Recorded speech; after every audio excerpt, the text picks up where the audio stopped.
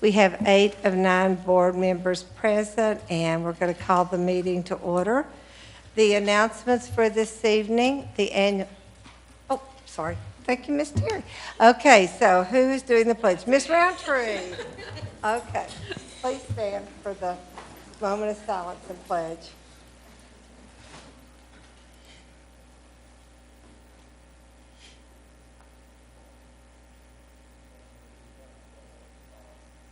Salute.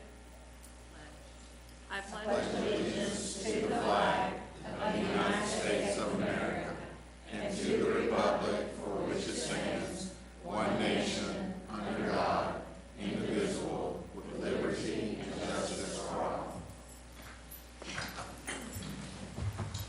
Okay, so we're keeping it real. Now to the announcements. The annual CTE Goes Live event will be held this Friday, May the 5th, starting at 7 p.m. in Market Square. We hope that you will be able to join us for this family fun event to see the talent of our amazing students in Knox County. May 8th through the 12th is Teacher Appreciation Week. Be sure to show all of our wonderful educators throughout the county your support and thankfulness for their hard work and dedication. Regarding item 6C3 on the consent agenda, there has been a small change on page 4 under the scope of work section. If approved, this change to the agreement will allow access to the Strengths Quest assessment for up to 100 individuals at no additional cost. Also, consent agenda items 6C12, 6C13, and 6C14 are to be withdrawn. Upon review, the letters of agreement with Kagan Professional do not abide by our current procurement procedures, so we will not be moving forward with consideration of these items.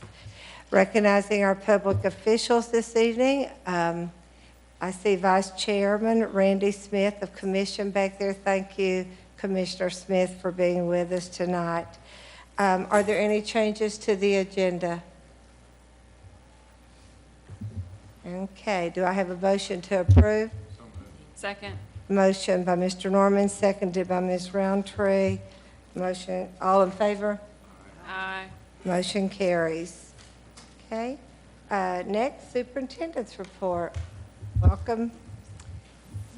Thank you, Madam Chair, members of the board. Just a few brief updates for you this evening that have occurred since we last met. Pleased to say that John Riswick has been named as a permanent Chief Academic Officer. He has been serving as the interim since January 6, 2017. So congratulations, John, and we look forward to working with you over the next number of years, and so thank you. Also like to report that our 3-week testing window will be over at the end of this week. All students have completed the writing portion of the 10-ready ELA and the high school U.S. history assessments, and those assessments were shipped to the vendor for scoring last Friday. We've noticed this year, too, with the freedom in testing schedules, that it seems to have been less stressful for the schools as they have been able to set their own schedules for testing. It's allowed us to have school in some parts of the building and testing in other parts of the building. So that's been, it's worked very well this year. And I want to thank our staff for all the hard work that they've done with testing, and also special thanks to Lori Driver, who has headed up testing for us, and Lori's worked really hard with making it a success this year. The Great Schools Partnership is continuing to forge ahead on the Best Schools in the South campaign, and they've gathered feedback from over 7,000 community members. Now they're setting up times to meet with the principals to talk about potential next steps and recommendations to promote the work of their schools. Great Schools will also bring a report back to the board this summer. The Next Steps Transition Fair took place Saturday, April 29 at Bearden High School from 8 a.m. to 3 p.m. Our Special Education Department hosted the event in conjunction with Great Schools Partnership, Sertoma Center, and STEP. to encourage special education students and their families to be proactive and empowered in planning for life after high school. The event was free for all attendees, and I want to thank Missy Massey and her staff for the huge success Saturday. I was able to join the group for a little while Saturday morning, and it was very impressive and certainly fits right along with increasing post-secondary opportunities for our students. Also, I think it really helps in terms of building a positive culture and also eliminating disparities. So really it touches on all the three areas of focus. So Missy, thank you so much, and thank you to your staff. Okay, last night the Project Grad held their annual Scholar Celebration Dinner at the Convention Center. I'd like to congratulate our 96 scholarship recipients from Austin East and Fulton High Schools. Chairwoman Bounds and board members Gloria Dethridge and Susan Owen attended, and it was a wonderful evening for all our students and their families, and quite the celebration last night. So congratulations to all our scholarship winners. Mayor Burchett gave his budget address to County Commission in the main assembly room of the City County building this morning at 9 o'clock. The mayor has recommended our budget be funded in full. That recommendation to County Commission. I think they plan on voting on the budget maybe in a couple of weeks. I don't have the specific date there, but they're going to act fairly soon. Chairwoman Bounds and board members Susan Horn and Amber Roundtree attended budget address, so thank you very much for your attendance. May 4th is Tennessee Smokies Anti-Bullying Day, and May 16 is Tennessee Smokies Day for our fourth graders. High school graduations right around the corner. They start on May 15 and end May 20. The last day of school for students is May 23rd. Last day for teachers is 25th, and the central office will be closed on Memorial Day, May 29. And way down the line, but still upcoming, we'll celebrate the graduation of another cohort of security officers on Thursday, July 27 at 6:30 p.m. at South Doyle High School. So it's sort of an early announcement. We'll remind you again, but if you can attend, would like for all board members that can attend to attend. And Madam Chair, members of the board, that concludes my report for this evening. Okay, are there any questions with regard to the superintendent's report? Okay, thank you. As you can see from the wording on the agenda tonight, we had planned to announce the board student representative for 2017-18 school year, but due to a very tight timeline and difficulty contacting the students over the weekend, it's going to be necessary to make this announcement at our meeting on Wednesday evening. I did, however, want to give you a quick overview of this year's process. It began on March 1st with packets of information distributed to our high schools and also posted on the board's Board of Education page on the KCS website. Interested students had submitted their applications, which were due to the board office by 4:30 on March 23rd. And in accordance with board policy, the Board of Education Student Representative Selection Committee consisted of Secondary Education Director Cheryl Hickman, Carnes High School Principal Brad Coram, Community Representative Mary Lou Knight, and current School Board Representative Sydney Rowell, and myself as the school board representative. The committee met on April 13th to receive and review the applications, which were assigned a number and redacted of any personally identifiable information. In other words, members of the committee scored the applications blindly without knowing the student's name, gender, or even school of attendance. The scores from that review were totaled, and upon final review, it was evident that we had 4 finalists with a full 13-point spread between the 4th-ranked and the 5th-ranked applicants. So the 4 top-scoring candidates were then invited back before the committee last Friday, April 28th, for final interviews. Each committee member scored the applicants based on their interview, and those totals were added to the application totals. We are currently notifying the finalists and will hopefully be able to reach them all no later than tomorrow. So the student with the highest overall score will be offered the position of Board of Education Student Representative for 2017 and 2018. Are there any questions in regard to that?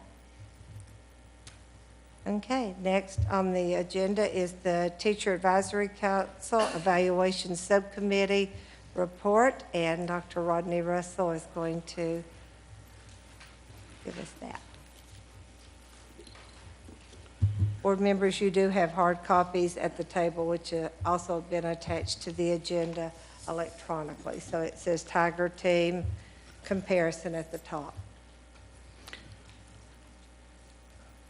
Since I'm a citizen, I'll introduce myself again, Rodney Russell, and I'm a resident of the 7th District, proudly represented by the 7th District Board member. Madam Chair, Superintendent, and Board members, the Knox County Schools TAC Subcommittee met for a total of 30-plus hours. The committee was made up of the following teachers: Eric Aguilera, and if I call your name, if you'd stand if you're here, Nikki Sanders, Annette Benson, Antoinette Williams, Kelly Farr, Blair Harrison, Jessica White, Jared Pendergraft, Mary Anderson, Kitty Pruitt, Beth Howard, Wanda Lacey, Janice Clark, Rebecca Ellis, and Laura Davis. And we have these that are here representing the whole Teacher Advisory Council today as we begin this process. Thank you all. The teachers of this committee are here today to share with you the recommendations made to the superintendent. Please note the recommendations made regarding changes to the team process will only give principals more options. Nothing in the recommendations will force a school and staff who are really happy with the way the team evaluation works at their school to change anything. You will hear some discussion about the Tiger model and a possible pilot in 4 to 7 schools. We recommend that the superintendent first look to the schools of the Teacher Advisory Committee members and principals who participated in visiting Tiger districts and giving them the opportunity first to serve as the pilot schools. And they simply have a background and understanding of the model that others do not have. You've also received a PowerPoint file on Tiger, a comparison of Team Tiger, and a timeline implementation that Dr. Reiswick will walk you through later. The Tiger pilot will also be back before you in the form of an MOU with the Tiger, which Knox County will enter into with the Tiger Board of Directors. And that Board of Directors is made up of district personnel from school districts that are using Tiger across our state. We're providing this information to you now so that you have the opportunity to review it, spend some time learning about the Tiger process. Even though it would be a small pilot, I think it's important that you all have a good understanding about how it is different, how it looks a little different than Team. Before I turn the mic over to our teachers where they will share the recommendations to you, I want to share with you some background information about the work this all-volunteer team did. And they had about 16, maybe I guess it would be more like about 12 hours that was on school time. As you heard me say, they put in 30 plus. So you get to feel for how much of this time it was on their own time, and happy to do it. They were very excited about doing this work. So the committee followed a process of reviewing current professional literature to determine key trends in the research. There were 4 major takeaways. There must be trust in the evaluation process. Teachers must believe in the evaluation tool being used and that it will result in fair evaluations. Feedback is critical.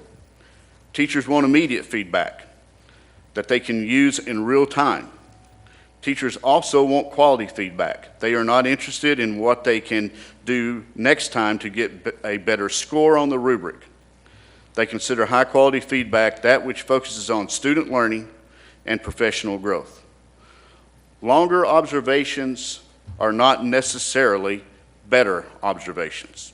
Having focus and consistency is more important in the evaluation process. And this is one of the things that we looked at specifically. Currently, A professionally licensed teacher, just using that as an example, professionally licensed educator receives one observation in the fall and one observation in the spring, and usually that's going to be approximately 1 hour. That constitutes about 0.15% of that teacher's time that they're involved in instruction, which is approximately 1,350 hours.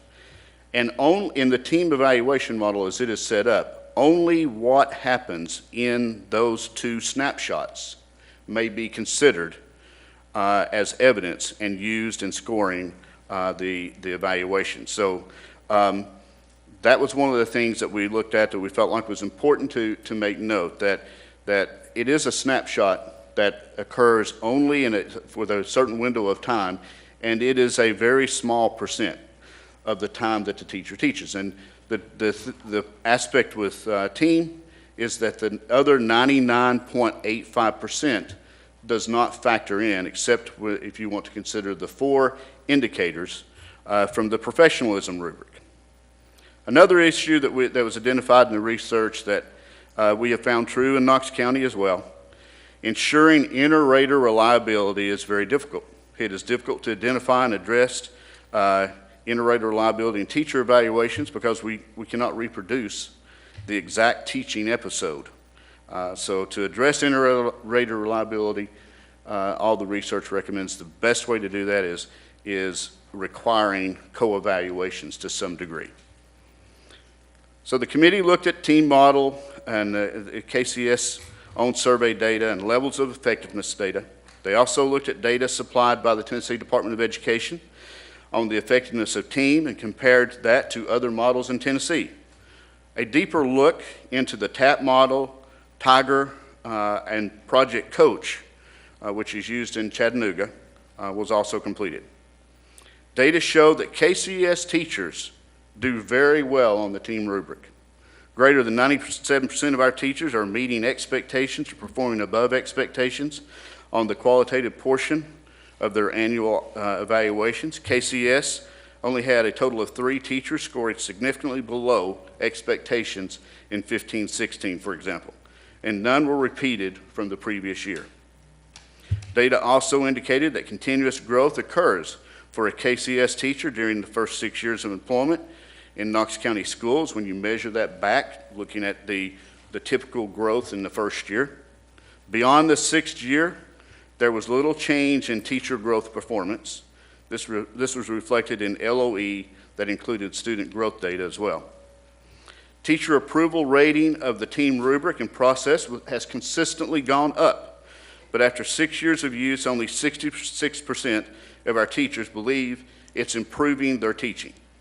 In looking at the survey data and level of effectiveness data from other districts, team was comparable to other state-approved models. However, Tiger consistently scored above all the models. Within KCS, there is a concern that there is a trust issue with the team evaluation process. This can be seen by comments from many Knox County Board of Education members, the KCEA position on the evaluation model, and KCS's own data. However, the subcommittee believes, and they can speak to this as well, that this is not an issue directed at the instructional rubric.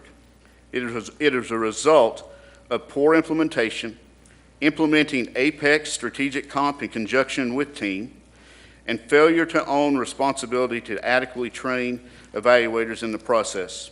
In addition, by connecting implementation of team to the implementation of APEX, it cast a shadow over team that gave it a punitive feel rather than a focus on teacher growth and development. Knox has relied on the Tennessee Department of Education's 2-day training to serve as the key training for evaluators to understand the varied rubrics, calibrate observers, and to teach the process. In schools where TAP was instituted with much more fidelity and continuous calibrating and training, teachers in Knox County did suggest through surveys that there was a higher level of trust in the instrument. Considering the above findings, the committee began looking at how to improve the current process And Ms. Laura Davis will present the recommendations for the Teacher Advisory Council. Ms. Wanda Lacey and Ms. Beth Lackey will also address the committee regarding the potential for a Tiger pilot. Good evening. So I'm quickly going to talk about the changes that we're recommending for the 2017-2018 school year. Thank you. So we looked at several different models during our meeting time, and so we looked at Tiger, we looked at Project Coach, we reviewed the evaluation system out of Memphis and talked about TAP. And we kind of fell in love with Tiger a little bit because it utilizes the team rubric, which we discussed is a really great rubric. It's great for instruction, but the team process is a little bit limiting. So the difference between Tiger and team a little bit, and Wanda Lacey and Miss Beth Lackey are going to talk about that a little bit more, is that the process is a lot different with Tiger. And so we wanted to pilot Tiger next year in 4 to 7 schools and do a small pilot. So there would be a representative from elementary schools, middle schools, and high schools to kind of get a feel for how Tiger would work in a system like Knox County.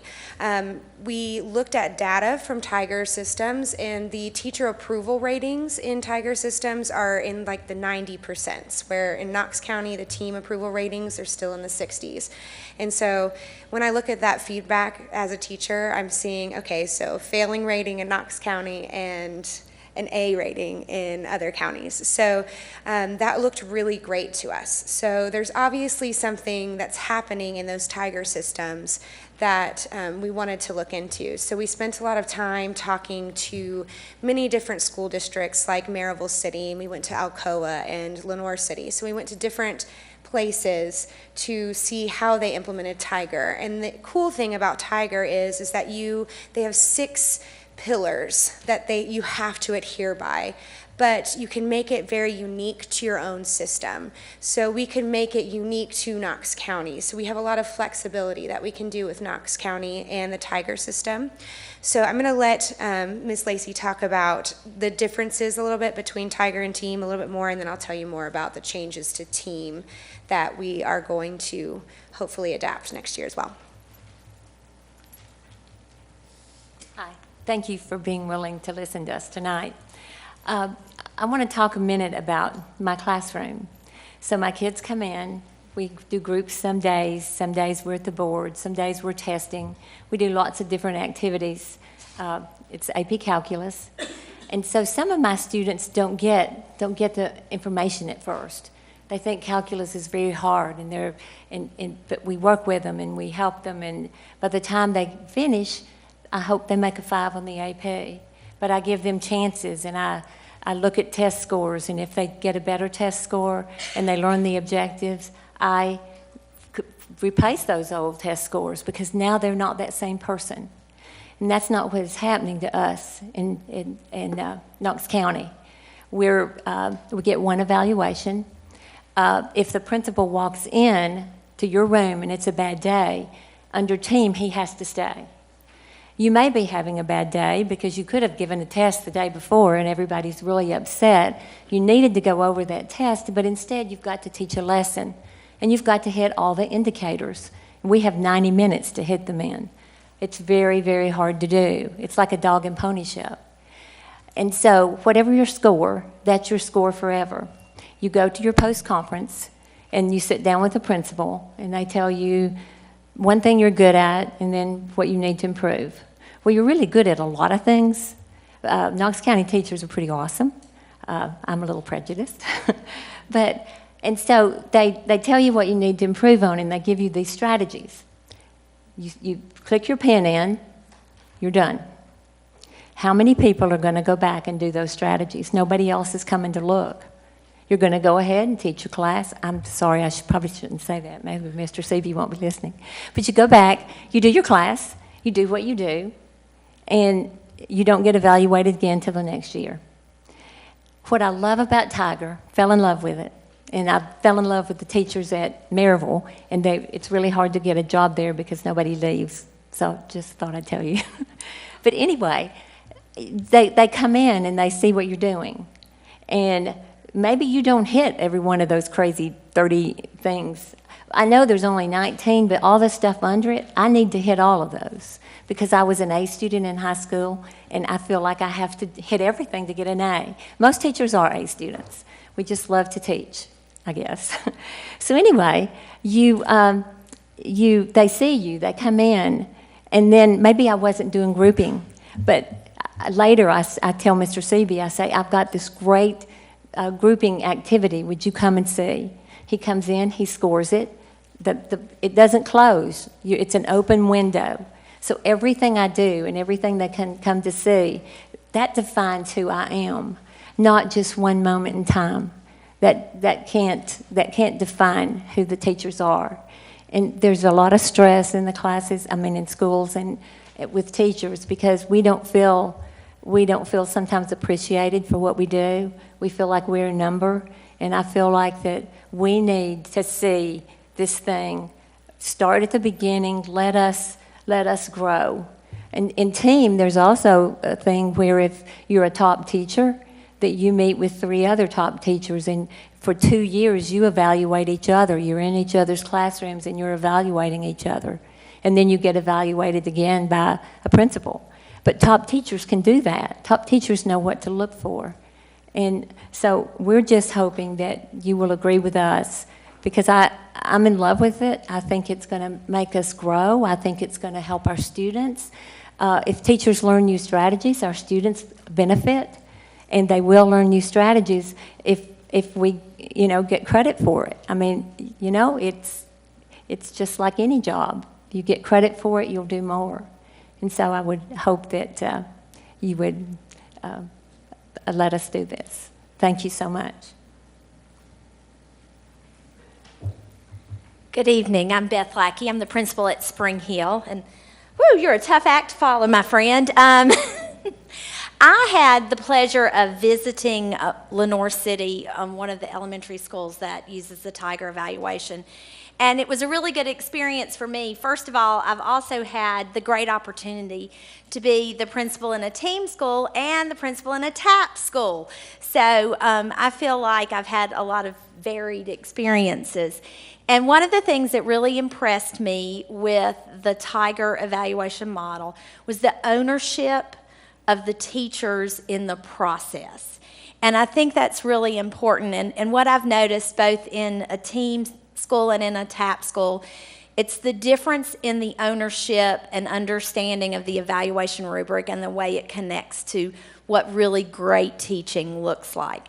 And I noticed that as I worked with my staff last year, because it was our last year of TAP implementation. And they really understood what it needed to look like in their classroom. And they also had the mindset of, let's use feedback to make ourselves stronger and to make learning more efficient and effective for our students. And so that was something that just really impressed me with TAP. And as I heard teachers and spoke with the principal at a school that used the Tiger evaluation model, that same ownership just hit me in the face. It was amazing. And what I think made it so great was that the teachers were heavily involved in evidence collection. They were involved in showing their best work, and that's what we want for every teacher. The other aspect of it was the idea of not necessarily that things were a running average, but that you were looking at growth over time and change over time in terms of the presentation of lessons to students.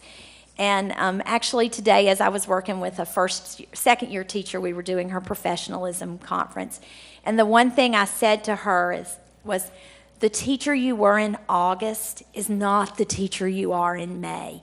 And that makes me super happy, because that shows me that you have listened to feedback and you have implemented strategies and you've asked for help. And one of the things I think that's the hardest for me is, once again, that teacher looks so different in May, but I'm averaging what she looked like in August. And so that's one of the things that really impresses me about the opportunity to look at this Tiger model for our teachers, it really gives them the credit for the hard work and the growth that they do. The other part of it is in terms of the lift for the principal. The work of the principal is very different. When I do a classroom evaluation, and I actually stay for a long time, sometimes 90 minutes, sometimes 120 minutes, and I get back to my home, because I don't ever have time to work on that stuff at school. I get home and I start to categorize that evidence, and I start to give teachers feedback. And that process takes me anywhere from 6 to 8 hours per teacher. And I do that because it's very important, because for me it's how I help those teachers grow. And the evidence collection is very different in Tiger. So instead of spending 6 to 8 hours at home, I can free myself up to really work with teachers that need that extra time. And it gives me that opportunity to, I would much rather spend 6 to 8 hours at home looking for great strategies and great, fun, exciting ways to engage kiddos, as opposed to just clicking and sorting. So that opportunity to even spend time with teachers who need me more, because I do have some rock star teachers, and they can do their own thing, and they just sometimes need me to get out of their way. But then I've got teachers who are first and second year teachers, and they need extra help, and they need some support. And I've been doing this for 30 years, so I can help them. And it's sometimes I feel like I'm being pulled and spending my time maybe not where it's best spent. So I think this opportunity for some flexibility and to approach things in a different way, it's just very exciting for teachers, because I think it does give them a lot of different opportunities for growth, and also gives them the credit that they deserve for their growth. Thank you. So our team obviously fell in love with Tiger. We were just blown away by it, and everybody that spoke to us about it had this like sparkle in their eye. It was like Christmas morning, and we were just like, yes, let's do it. The whole county should just go to it. And then we were like, okay, we should probably take a step back, because one of the biggest problems with team in the first place was the rollout of team. And I think that's we discussed a lot of the problem and the angst that teachers feel in the county is that it was just like this bulldozer that came running through the county, and then Apex was attached, and so there's a lot of mixed feelings with it. So we calmly came to the discussion of, okay, let's do a pilot so we can get some feedback and some data, and then we can go from there. And we were then trying to add strategies that Tiger had into team, but the team rubric, the team model just doesn't allow for those flexibilities. So we started looking at what we can actually do to team that doesn't need state approval. So those are the next few things I'm going to talk about. So there's basically 4 major things that we can change, that we're going to implement, hopefully with your support, in the next year. So the first one is talking about the special services rubrics, the library media specialists, fine arts, and the school service rubrics. There is a lack of training, first of all, on these rubrics, where the staff that are in these positions feel very underrepresented. So one of the first things that we want to do to address this problem is give teams of staff members that work in fine arts, that work in the library, that work as social workers and school counselors, the opportunity to sit down and make lessons or make concrete evidence that says this is what this looks like, whatever indicator looks like in the library. This is what this indicator looks like in band. This is what this indicator looks like in a student conference. So giving this concrete evidence that then trainers can use in training. And then also having Knox County revamp and own the training for these special rubrics, because it's not being done to the fidelity that it needs to be done currently. The second piece to this puzzle is that we need inter-rater reliability. So there's a lot of schools that are doing a great job with co-observations right now, but we want to make that more standard across the board. So there is more trust and there is more faith in the inter-rater reliability of the rubrics. So teachers don't feel that one evaluator looks for something and the next evaluator looks for something different, and that there's this kind of scared or untrustworthy feeling between two evaluators. So looking at all evaluators maybe doing a co-evaluation or co-evaluations happening in the building. The third is affects tenure. So scores, if a teacher has scores that aren't directly impacted by them, so if it's not a tested teacher, everything that they own, so their personal scores that they own, whether it be from their evaluations or whatnot, having that be the sole indicator for having that be their indicator for tenure, and not necessarily the building-wide score that they chose for the schools, because there has been some anxiety over that, having to restart the tenure process because their building might have scored low in literacy, but they teach, fine arts and can't correlate, their score that they chose. And then lastly, it's lightening the load for our administrators. So administrators being able to complete, having the flexibility to change which observation they choose. If a level 5 teacher chooses the one observation and 2 walkthroughs, letting the administrator have the option to choose if they want to do the walkthroughs, if they want to do the full observation, to give them more time. Also, for level 4 and 5 teachers to do peer evaluations of each other, to take the administrator out of that setting, so the administrator would have more time to work with staff that needs a little bit more support. So those are all things that we can do in the team evaluation system. And we talked a lot about other changes that we wanted to try to implement, but it just wasn't possible in the team model because it just doesn't allow for that flexibility. So these are really the only things that we can implement in team currently to make it a little bit more flexible. So these are all of our changes right now. We're happy to take any questions that you may have. So if you have anything, please let us know. Go ahead. Okay, Ms. Roundtree. Thank you, Madam Chair. I just wanted to thank the subcommittee for their work, and I think we also owe a special thanks to Rodney. You're hiding back there because if you don't know, We did this all pro bono. Yeah, Rodney has done this all pro bono, and we so appreciate his knowledge and expertise. So I just want to thank you for that. One of the things I was just curious if you all looked at, and I will. I obviously have some implicit bias in this area because I was a librarian, and we did have a specialized rubric. I don't know if there was any discussion around, would it make more sense for the district to think about, making sure there is maybe someone that's just trained on each of these rubrics and then doing the evaluations that way versus, I love the idea of you all gave of this is what this looks like in the library, or this is what it looks like in a band classroom or a music classroom or an art classroom, whatever the specialized case may be. I was curious if that was part of your discussion at all. Yes, it was. And the discussion came about like the time that it would take to like have that one person evaluate all. So then the discussion became, well, let's do more specific, like require more specific training for a person in that building to be, you have to go to this training and this is the examples and this is what you have to, so trying to at least hone in on that more specific. But yes, we definitely talked about trying to have like a library that would just take care of the library and like fine arts. We tried that for sure. Yeah, not enough time or resources.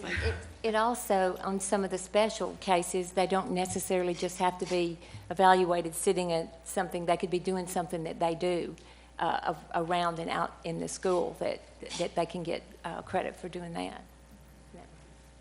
Like band performances at night, we talked about those, that they direct these things after school so the band people could get graded on or looked at that moment as far as their evaluations. Art shows, a lot of the schools do art shows after. The libraries, a lot of them open up. There are services in the evening for book fairs and things like that. So we were thinking that maybe that would be a time also that you could kind of look at that person as well. Yeah, and I think, and I've heard this from special area people, actually heard it from a social worker the other day. You know, it seems like the special folks oftentimes do get evaluated at the very end, just because of all of, you know, the administrators in the building have a lot on their plate. Then you have these specialized rubrics, and so I think that's a consideration too, like trying to look at more of a scaled schedule, so there's, you know, so everybody's, the idea is that you're going to improve upon your practice, and if you're just, if you're left to the very end, sometimes that makes that hard. So that's my only other comment, and I just want to say thanks again for all your hard work. I know this was a big undertaking, and I appreciate it. Ms. Fugit? Thank you. I appreciate all the work you've done. It's nice to see two of you that have been there from the very beginning. Thanks for hanging in on that teacher advisory committee.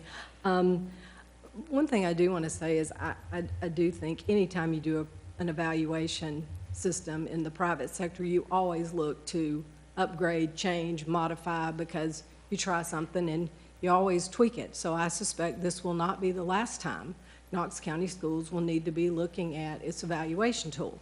I fully support the idea of planning, of piloting Tiger, but there are a couple of things I would like for you to look at before we go full scale into switching. One of the things that I've heard a lot of times that does trouble me a little, but I hear it over and over, is that after about year 6, a teacher's about as good as they're going to be. That's paraphrasing what was said. That's how a parent is going to hear that. So I would like for us to look at, does this model help us move teachers who may have been, what's the impact on teachers who aren't 20-year teachers and who aren't beginning teachers? Because beginning teachers, you expect to see a lot of growth. You expect mastery in your people who've been with the system 20 years. So do we get any bump in teacher effectiveness between year 6 and whatever? Because I think that would be a really good reason to really embrace a new evaluation model if it can help move some other teachers. Yes, you can go ahead, and then I've got other things to say. I just want to mention something. When we're talking about the year 6 data in this, it is not the same as when we're actually talking about the level of effectiveness and the growth of teachers. So it is just looking at that qualitative portion in terms of just the scores that a teacher is getting in relation to the rubric in the instruction. So there is, because it's a 5-point rubric, there is a point where in terms of the observation score, the evaluator coming in and scoring, that you're going to not necessarily bump up against the ceiling unless you hit the 5, but it's not the same. We're talking about in terms of the rapid growth that a teacher experiences in terms of their own practice against that rubric. That in the TAP model, it was about 5 years. In the team model, it's about 6 years. But there is, as far as the effect that teacher has on their students and the growth that they have in terms of what the effects of the delivery of instruction, that continues on, and we have good evidence of that as well. That's good to know. Then I would suggest we not use teacher talk when we talk about that, Okay. and we talk about it in layman's terms, because I do think to a layman, I've got a degree in finance. Not every parent out there has a degree in education, and when you use language like that, it sounds like after year 6, my child's teacher probably isn't getting much better. And I appreciate what you just said. Thank you. That isn't how that sounds, so let's, as we talk about that, because we do know that's how many things get misconstrued about teacher evaluation, is language we use. The other thing that you talked about was the peer-to-peer evaluation. If you're level 4 and level 5 teachers, I'd like some feedback or question how many years do you have to be a 4 and 5 teacher before you begin evaluating? Like a first-year level 4 teacher, are they then able to evaluate, or do schools use, or do other districts say, if you're consistently a level 4 or 5 teacher for 3 years, then you do peer-to-peer evaluations? I think a little more definition around that would be helpful as well. to understand the peer-to-peer piece. But I'm all for trying something, tweaking our system, but those are just a couple of concerns. Thank you. Mr. Norman? Thank you, Madam Chair. Thanks again for all your work and your willingness to take this on. It's a big deal. And for the people that were around a few months ago, you know, I'm yelling bloody murder when it comes to teacher evaluations using the team model. I mean, I even carry a rubric in my bag just so I can get it out and show people what is expected in an observation. I mean, it's like, no, you just shake your head and you go. And this one's a third grade writing rubric. And I'm like, you've got to be kidding me.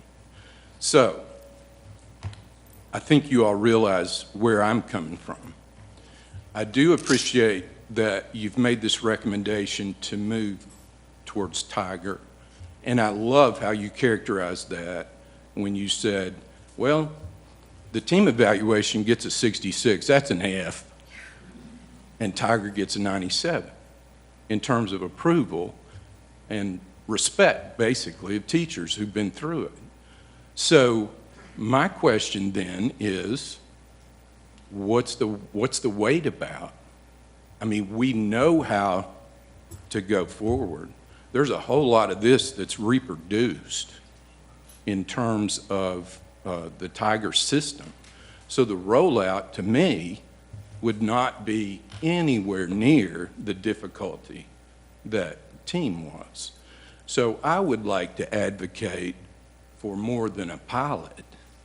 I really would. And I think our teachers would greatly appreciate that. I don't know what that process means. I don't know how much difficulty that puts on Mr. Riswick, but I'm sure it complicates things in a radical way. So anyway, I don't want to dismiss the possibility just because it seems difficult. So maybe we can entertain that a little bit more. Lauren Hobson, KCA President. I just wanted to speak to that. Rodney realized he forgot to mention that was part of the team too. So, I mean, one of the things we did consider in the very beginning was just scrapping the whole thing and starting fresh. But we have so many teachers in our system that are so used to that rubric now. And the discussion was, there's nothing on that rubric that, except for maybe one thing in my opinion, but that is not good teaching. It's just darn near impossible to do every single part of it in every lesson. And what we felt like Tiger did was give us the opportunity to be able to show that we do include those things day in and day out in our teaching.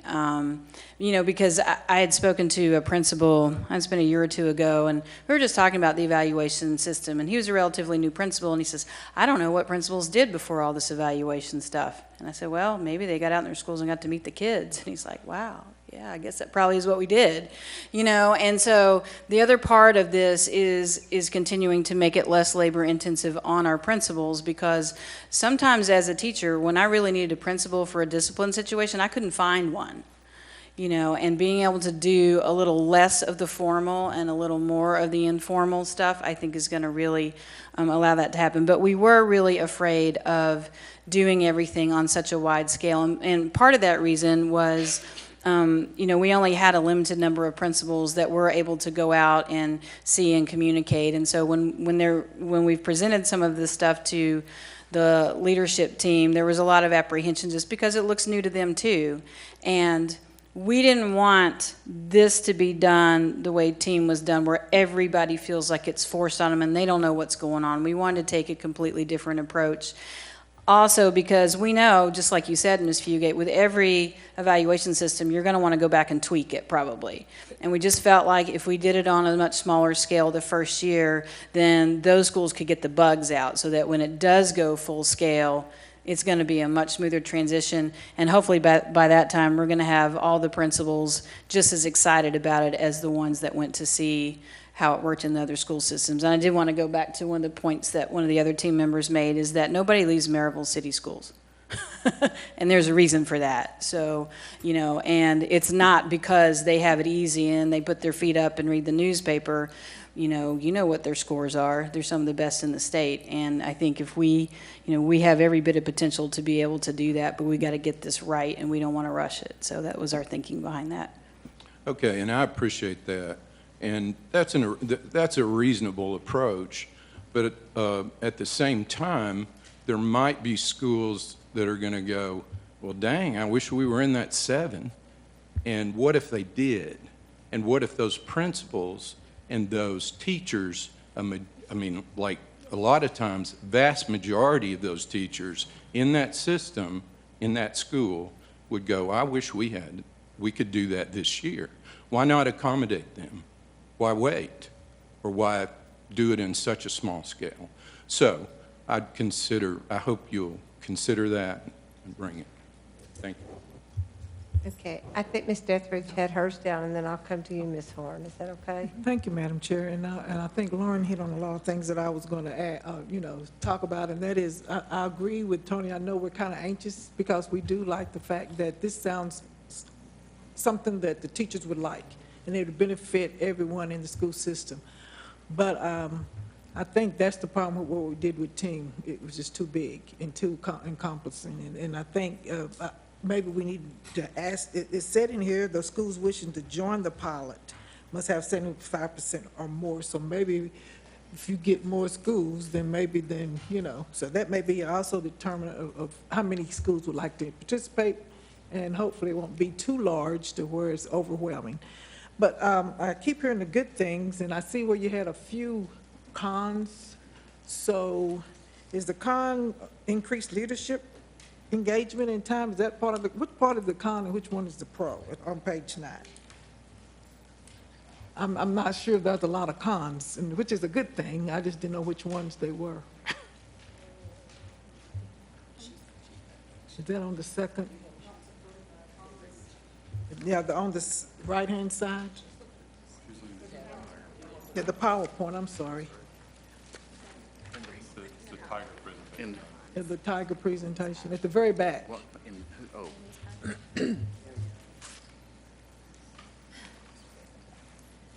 to remember that.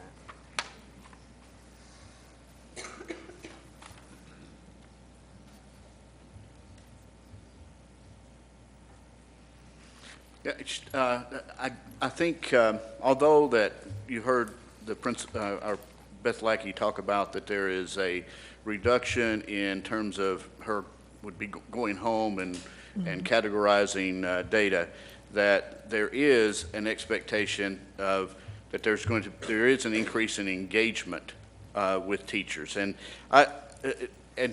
Amy will certainly present this information again for those who would be considering.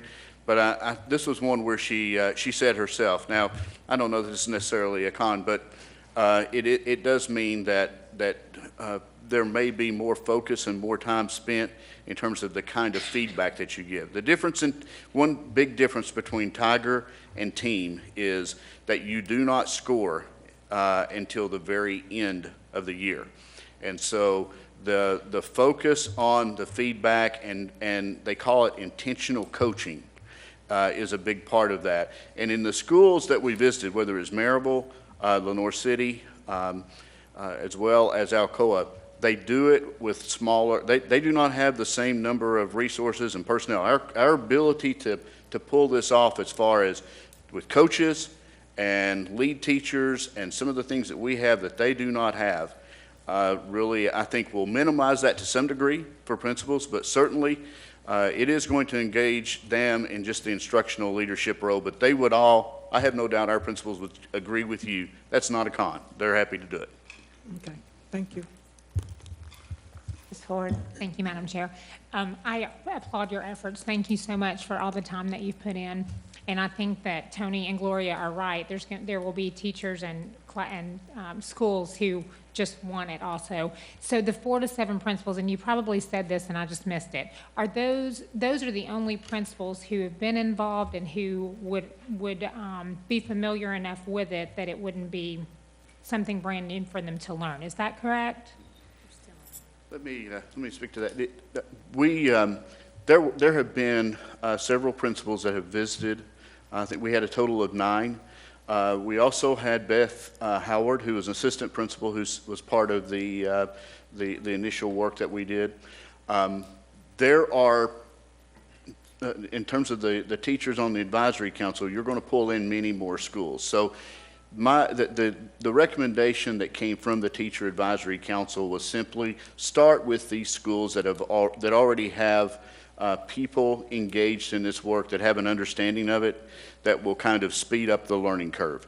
And part of the reason for that is we're approaching a point where it's not that we're going to be super rushed at this point, but we don't have a lot of time to just spare and give up. So that will help with already having that knowledge. They can begin educating their staff about the information. And no matter what we do in terms of an interest session, we're probably not going to hit every teacher in that school. So they're going to have to, if a faculty decides that they want to consider this, they're going to have to gather this information from our interest session and then go back, have that discussion, and then have the vote. And we're suggesting that in doing that vote, that KCEA kind of as a outside group kind of supervise when those votes occur. I think that will just give another set of eyes and no questions. And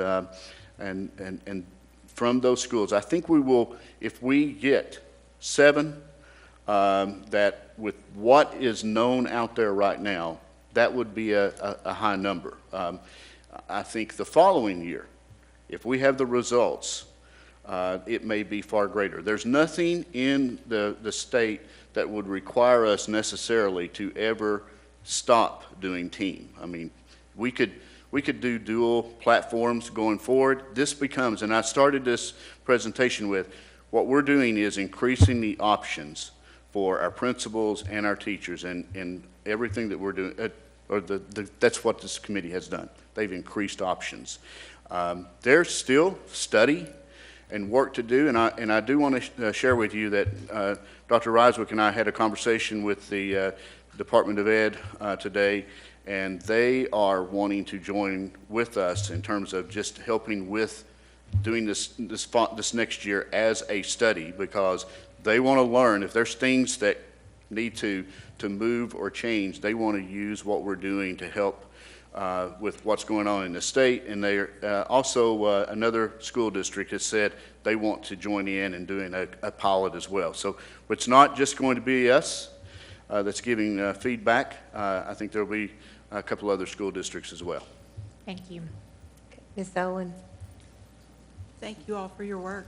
I also want to thank you for the timeline for implementation. I think that is very helpful to us in being able to see exactly what you're thinking and the rollout and how that will work. And I think that probably clarifies more for me than anything. When we're talking about increased leadership, engagement, and time, would you say that I see that as a trade between it was a big pile of paperwork time, and now it is more time engaging with the teachers and working with them. Is it about the same amount of time that's traded off, or was there a lot more in the paperwork time? I would say it's like a huge shift from the paperwork to like engaging with the teachers. And also when Amy, who presented that information to us, it was almost like she didn't realize, like she was using the same language as you still have a pre-conference on your formals, you still have a post-conference, and those are still things that you do in team, but the feedback part was different, that when you do your walkthroughs, like you're expected to still go through and be like, hey, this is what I saw, this was really great, you might want to try this. And so it's a different shift from, I'm going to send you all of this feedback and script every single word that you say in the classroom. And instead of that, I'm going to talk to you about it in person, in real time, so you can, turn around in the next 30 minutes and try something new with your kids. So I think that's definitely the shift. Great, thank you. Okay, and I would just like to say thank you to Buzz Thomas, who listened and gave us the freedom to pursue this work, and a special thank you to you, Dr. Russell, and all of you who collaborated with him and made this possible. So thank you again.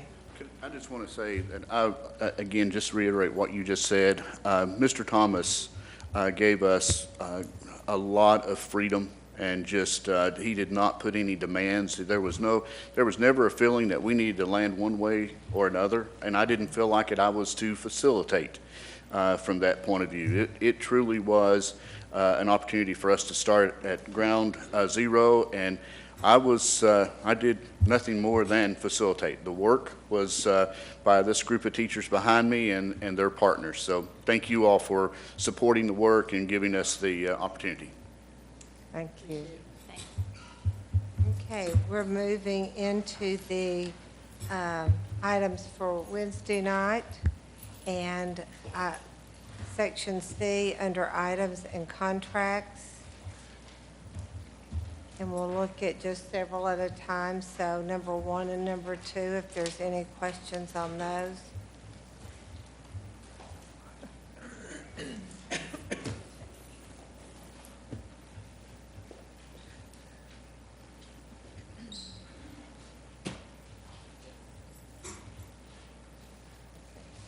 And then we'll look at item 3 and 4, and as was announced in the announcements on item 6C3, there is the old one and the new one attached that included the Strengths Quest assessment.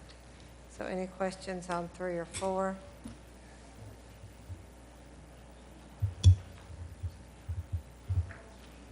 Okay. Oh. Yes, Ms. If someone Owen. could talk to us a little bit about the Gallup Principal Insight. Okay, Ms. Drummond. The Gallup Principal Insight has been used for several years. This past year, there have been 98 done in 2016 and 2017.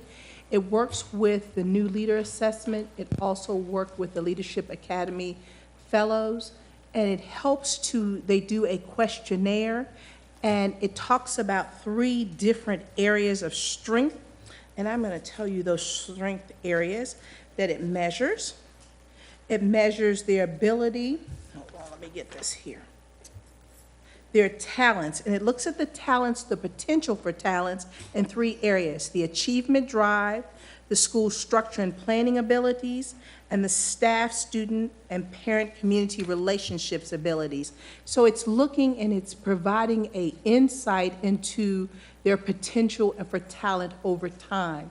And what we would like to do, I will tell you that it has not been used significantly with our principals here within Knox County, but it's something that I've spoken to the superintendent and to the chief of staff about using this. Gallup has a lot of information on strength finders. They're able to give us that information, and it talks about the potential over time. So that's what they're using it for. Okay, moving on to items 5 and 6.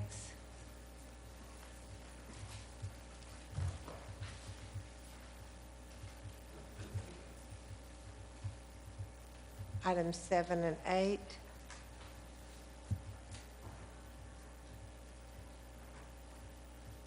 Items 9 and 10.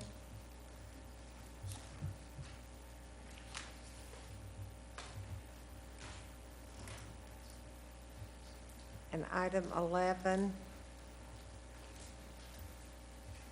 And then 12, 13, and 14 have been withdrawn.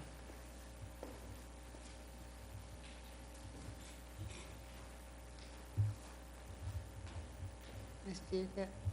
No, okay. Then we will move to 15, 16, and 17.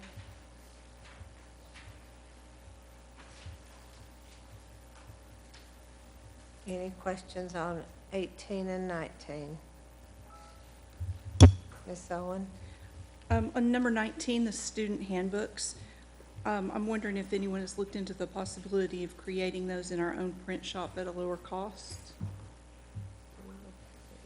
If that's even possible. Dr. Davis? Oh, We have Ms. Phillips here from Bearden Middle School, and they can share their thoughts regarding those student agenda books. okay, thank you. I don't know who asked the question to direct it to, but okay, there you go. I could hear you, not see you. I'm Christy Phillips. I'm one of the administrators at Bearden Middle, and we have not looked into having our print shop do that. Certainly, that would be something I think that all schools could benefit by saving some money if that is in fact something that they can do and get that turned around in time for us to hand those out in August when students come back. Maybe too quickly for this year, but maybe something for the Could be, future. definitely, definitely. Thank you. Thank you, Ms. Phillips.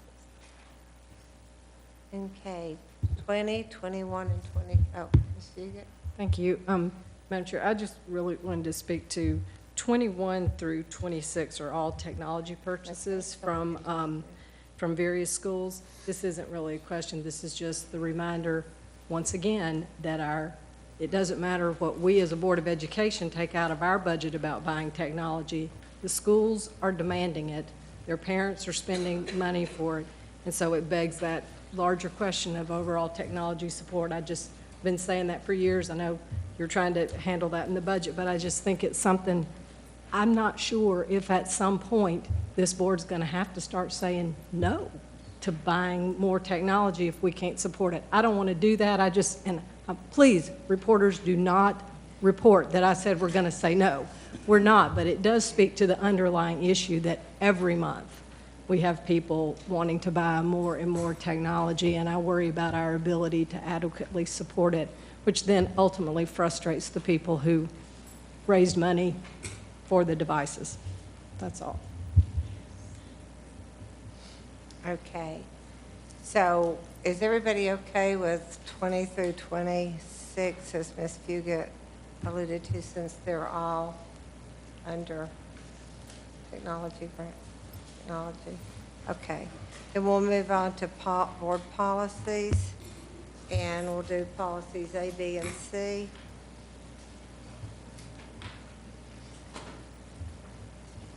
Questions?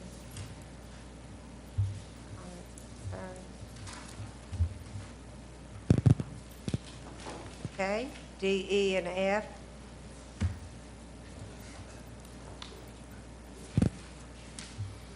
G, H, and I.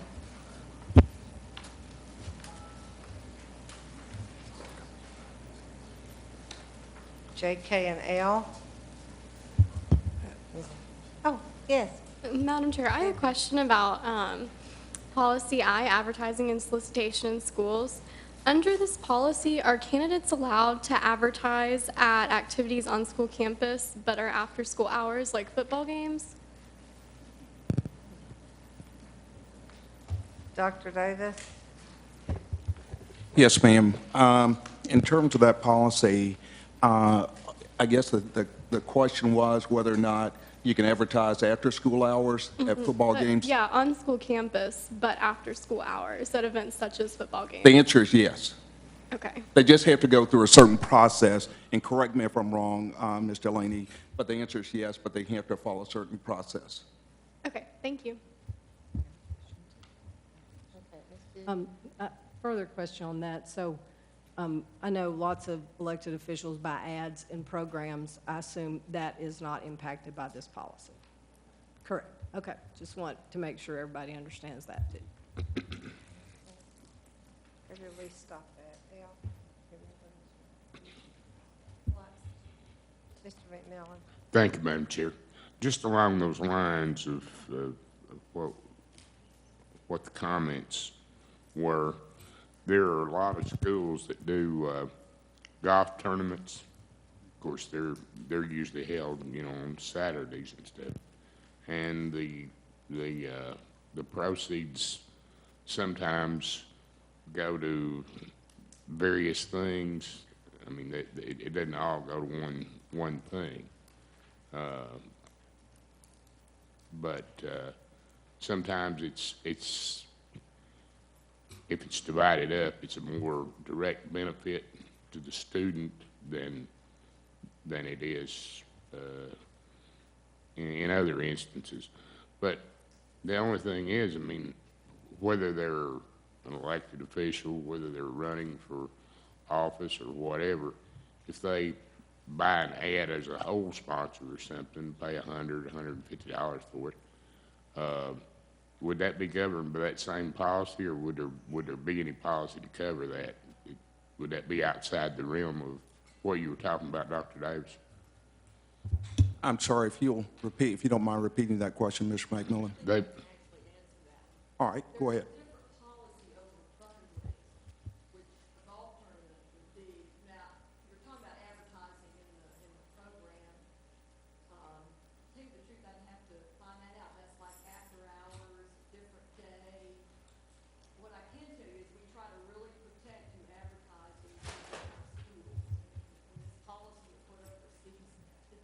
Well, sort of.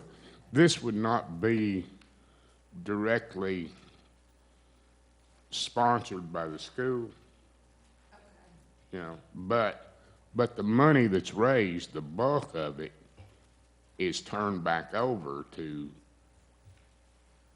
one or some of the schools within the community to help kids. I mean, it's all worthy projects. I don't have a problem with it. I just was wondering what policy it would fall under, if any. I never had given it much thought until you said that.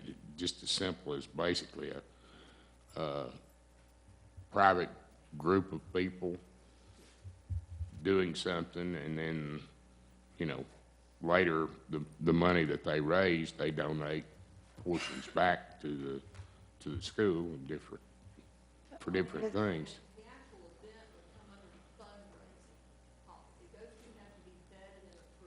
Well, would the school have anything to do with that if it's held on Saturday? And Ms. Delaney, Ms. I Fugit wished guess to Ms. speak to McMillan- that because she thought she could clarify just what trying to Mr. find out, McMillan because was asking. I've got a school in my district that has a foundation that does a golf tournament. Is that the kind of thing you're talking about? Or is it just like the Kiwanis Club has a golf tournament, you buy a sponsorship, and then they donate the money to X school?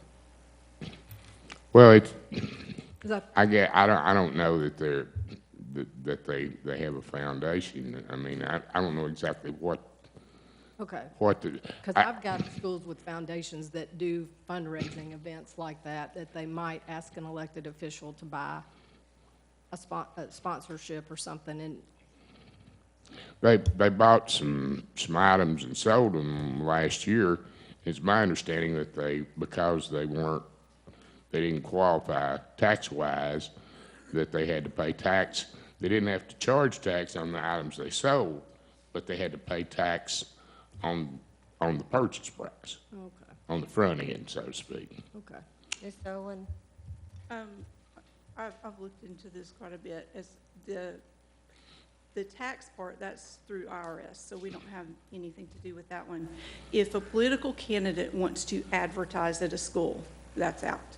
If a political candidate sponsors an event, they can be thanked for that. There can be some kind of, like, a recognition that this candidate did, you know, this person sponsored this whole. But it can't be an advertisement for their political candidacy. Well, right, can't say vote for Lynn, but it can say that Lynn Fugit sponsored the whole for the tournament. And so, and I don't think it's actually in this policy, but it is in here somewhere. well, just for argument's sake, if a lot of the, if not all of the high school football teams provide some type of meal immediately after school before the game on Friday night, and a lot of people, I mean, they're corporate sponsors, but they're also political people that provide a portion or you know, maybe the entire meal, depending on what the cost is. So however does that qualify as what you're calling advertising or not? However the sponsors are listed, they would be listed right along with those sponsors. So if there were a list of the corporate sponsors, then the whoever the people who sponsored them, they would be listed the same way. But that would not give them a right to put up their Elect Lynn sign. On the fence. Right, right. So they can be recognized in a list of sponsors, but they can't bring their Vote Lynn sign and hang it up. So, but if they so desired at halftime, they could announce the following people provided tonight's meal for the football team and name off like 4 or 5 sponsors, political people. That's okay, just as long as it's verbal as opposed to visual. It could be printed. As long as. So what if they put up a sign on, I mean, what's the difference between that and putting a sign up on the fence? It's the difference in thanking the sponsor and advertising for the sponsor. There's no difference. I mean, There if you was a just put, sign in my district if you that just had- put a sign on the fence there and it says thank so-and-so, you know, It would need to be the same thanks for anyone who sponsored it. Madam Chair, I It think- couldn't say thanks to candidate Lynn Fugit. It could say thanks to Lynn Fugit or thanks to board member Lynn Fugit, but it couldn't look like an advertisement. well, could they put one up that said, we would like to thank Mayor Burchett and another person maybe, and then a couple of corporate sponsors? Sure. They could do that. But they can't just put them up individually. They couldn't just put one up that said, we'd like to thank Mayor Burchett for providing a portion of tonight's meal. I don't know, maybe we can let Mr. Dupler go for that one. It doesn't matter. I just think I think sometimes we just get into the, ridiculous stuff. And the reason I feel like I know is there was a large lit sign in my district during an election that had a very specific thanks to a specific candidate, and people were sending me pictures of it, and I went to see it myself, and I went, oh no. But it was not a political advertisement, so I spent a lot of time looking at that. Okay. Was it legal or illegal? It was good. I didn't like it, but it was good. Thank you. Okay.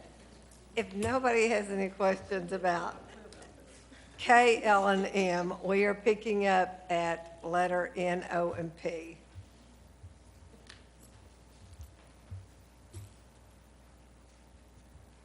Okay. Q, R, S.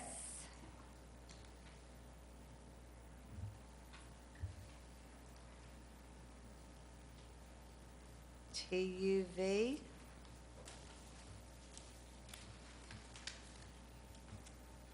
And W and X.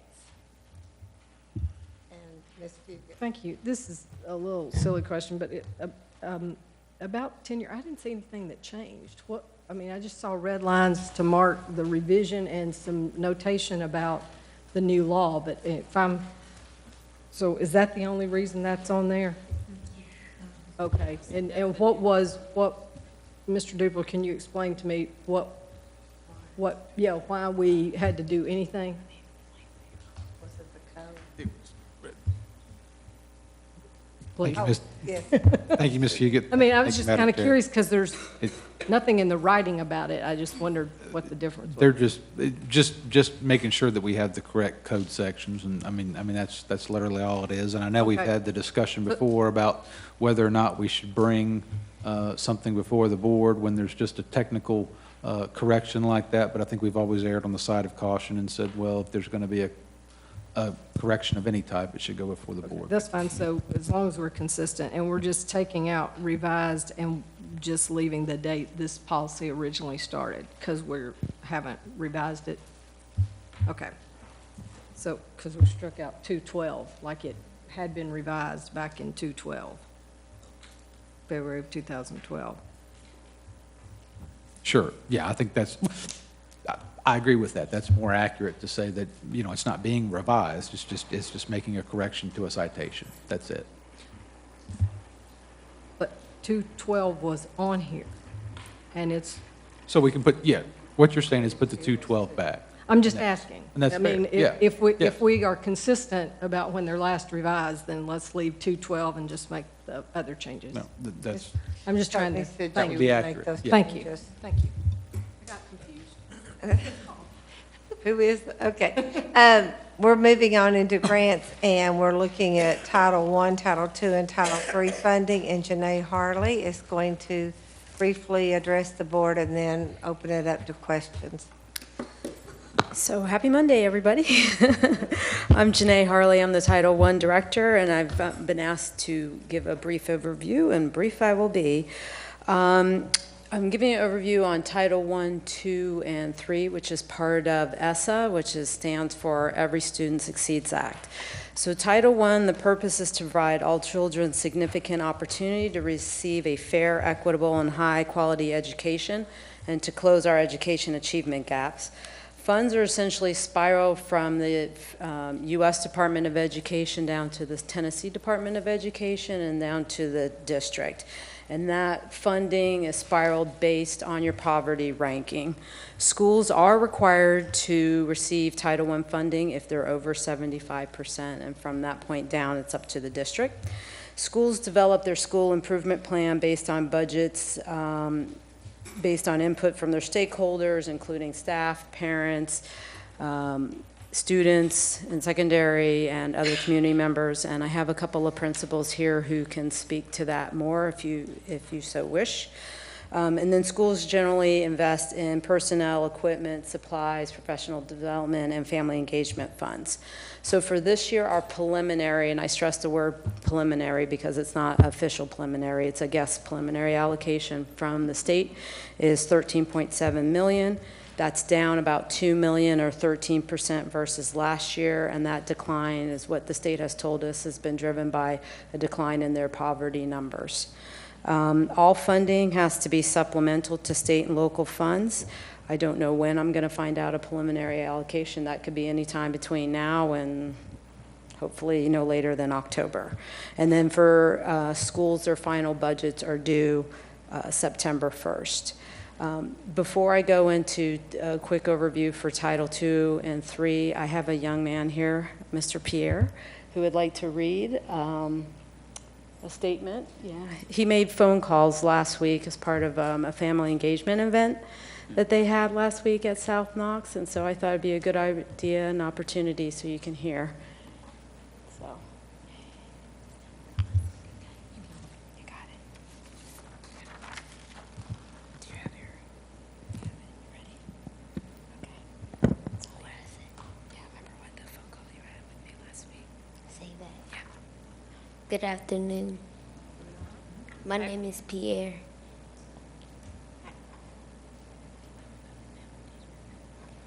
We had a program at South Knox Elementary.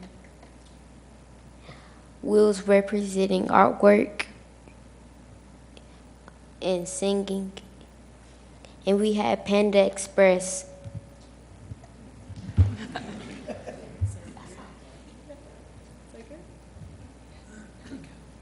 It was well. Everybody did good.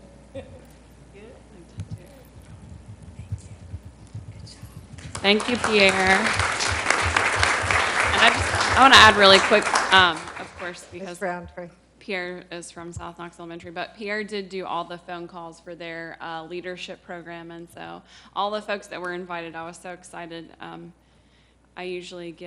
I don't ever get voicemails from kids, and it was so fun to hear him do that. And the same group of leaders from South Knox got invited to do the pledge for Mayor Rojero's budget presentation, and they did. Kids from 2nd through 5th grade have these leadership roles, and it's just been awesome. So thanks, yes. Pierre, and thanks to Miss Nicely and Miss Barnes as well. Yes, thank you. He told me he called the mayor. Yeah. And I was like, wow, okay. Yeah. I'm like, do you want to present in front of our board? So thank you for that. I appreciate it. Just really quickly going into Title IIA, the purpose of that is to increase our student achievement. to make sure the students are meeting our state standards and improving the quality and effectiveness of our teachers, principals, and other school staff. That one preliminary allocation is about $1.8 million. That also is down about $158,000 or 8%. And on that one, Knox County invests in instructional coaches and professional development. And again, that one it has to be supplemental to state and local funds. And then last is Title III, and that purpose is to ensure that children who are limited in their English proficiency attain their English proficiency, as well as developing high levels on academic attainment and meeting our state standards. The preliminary allocation for that is just under $85,000. That's about a 1% or $2,000 increase versus last year. And in that one, Knox County is investing in an instructional coach, tutoring, supplies like consumables, professional development, and transportation. And for Title III, it's slightly different than Title I and II. That one, the funds have to be supplemental to state and local funds as well as other federal funds. So with that, I and the Title I principals that are here in attendance will be more than happy to field any questions that you have. Ms. Roundtree. Thank you, Madam Chair. I guess my question, and this is more of just a general comment and concern about the way Title I is, the funding is being done this year. I know you said there was a decrease in that, and I know for one of my smaller schools, it was a big hit that they lost 2 positions because of the way that the funding decision is being done now. So it's based on direct service versus how it was done previously. So if you could just explain that a little bit, Janae, Sure. so everybody understands. And I think just a question and concern I have about that is, we do have students that are living in poverty that may not be getting those direct services for whatever reason. Yep. So I think one of the things our board needs to think about then is how can we advocate for making sure our kids in our schools get those funds that they need? Because I can tell you the reality is I don't think the poverty level at the one school I'm specifically thinking of, I know it didn't change that dramatically to lose those 2 positions. So if you could just explain a little bit more so everybody's on the same page as far as understanding that. Thank you. So historically, the poverty was determined by free and reduced lunch applications that were sent out to families. They had to complete it and send it in. And then a couple years ago, we have what was called the community eligibility provision. And that really fell under the new, I'm trying to remember, I'm sorry, the federal department that it fell under.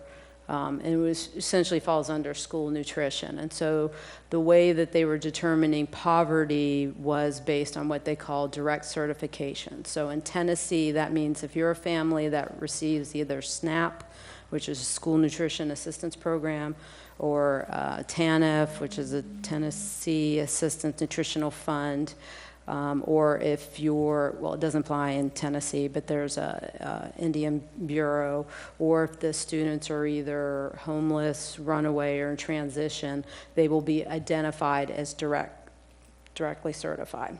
And so those numbers, what's directly certified versus what we've seen historically under free and reduced lunch applications is very, very different.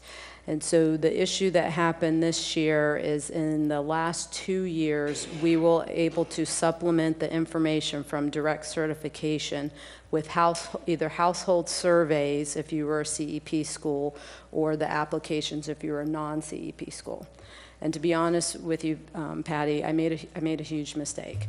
My understanding from the state was that we could use that household survey data and what I was told was we can use the household survey data in 16-17. I assume that meant the school year 16-17. And then what I found out in March was, no, it's fiscal year. So I could not use the household survey data this year. So what I had the choice was using either just direct certification only, direct certification plus a multiplier, which is 1.6%, and that's determined by the feds. We have no say in that. And then either school level census data, which I don't have, and I don't know how long that would have taken trying to figure that out. So what I ended up deciding was using the direct cert plus the 1.6 multiplier, because at least to your point, that's accounting for for families who might not fall in with taking assistance or and other, ELL migrants and people who've just moved into the community and that kind of thing. And that also increased the poverty level that allowed me to have more schools be eligible for Title I. So in March, I was using the old data. I found out March 31st I couldn't use it. And so because that poverty data changed, the rankings changed. And so that's the effect that you're seeing for some schools. So some schools like Austin East and Fulton and Northwest got a huge bump because their ranking went up. And then I had schools whose ranking went down. And so, and you know about those two schools. So that's essentially the way it is. So as far as I know, moving forward, it will stay with the direct cert, only direct cert multiplier or consensus data. Now, if that changes, if the community eligibility provision goes away for whatever reason, then we would likely go back to applications. Ms. Desford? I had a follow-up question. Oh, well, go ahead. Ms. Roundtree wanted to follow up with that, so Ms. Roundtree. Do you know, Janae, I thought the CEP was for a limited number of years. It was for 3 years, was my understanding.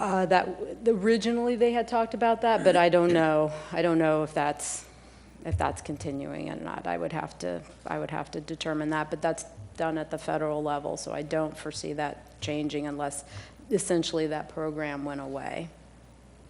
But we can check for you. I mean, I just think that's something the board, like I said, needs to be aware of, because I think the direct certification, even using the multiplier, I'm not faulting you, Janae. I'm faulting the methodology. I don't think that the methodology is giving an accurate representation of all the children that are being served at all of our schools. And I have to say, I was so thrilled when you talk about the community involvement and, with Title I and having, the parents being involved.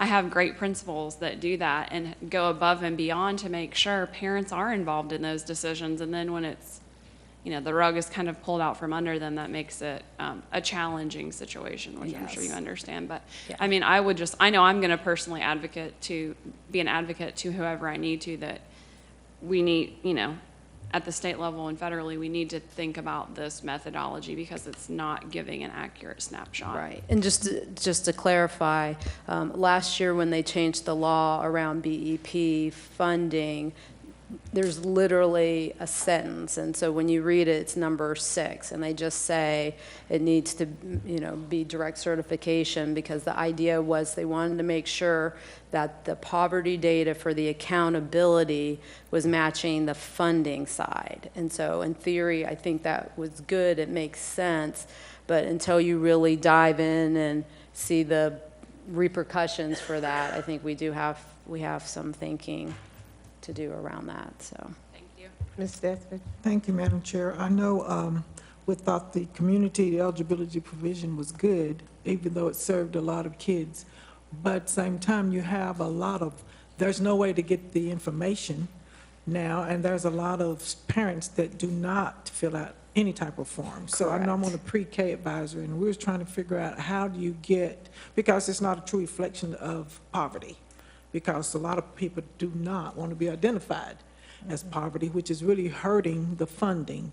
So I know it was very difficult, and so we're trying to figure out a good way without having to go door to door to figure out how to beef up show true numbers, because yes. I have 2 100% Title I schools, and they've lost 10 teachers. So, and those are my pre-K kids, so it hit us real hard.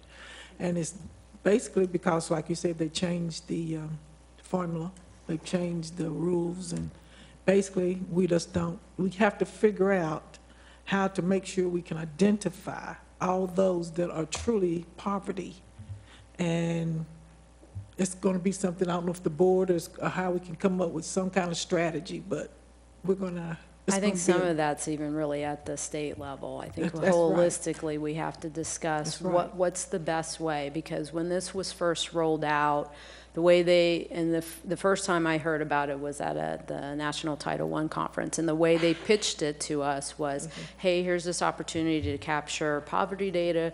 You don't have to do the applications because, you know, and the principals can speak to this. You know, we were out there on Saturday mornings knocking on doors to get families to fill it out, and I can understand families not wanting to share that, because quite frankly, it is none of my, business. Right. So, but, but it's still money. I mean, that is important resources that, Amber has spoken to that. When it's gone, it has a huge impact on that. So to me, I think that's a broader conversation of what's the best way to accurately capture that without being, what's the word I'm looking for, intrusive, right?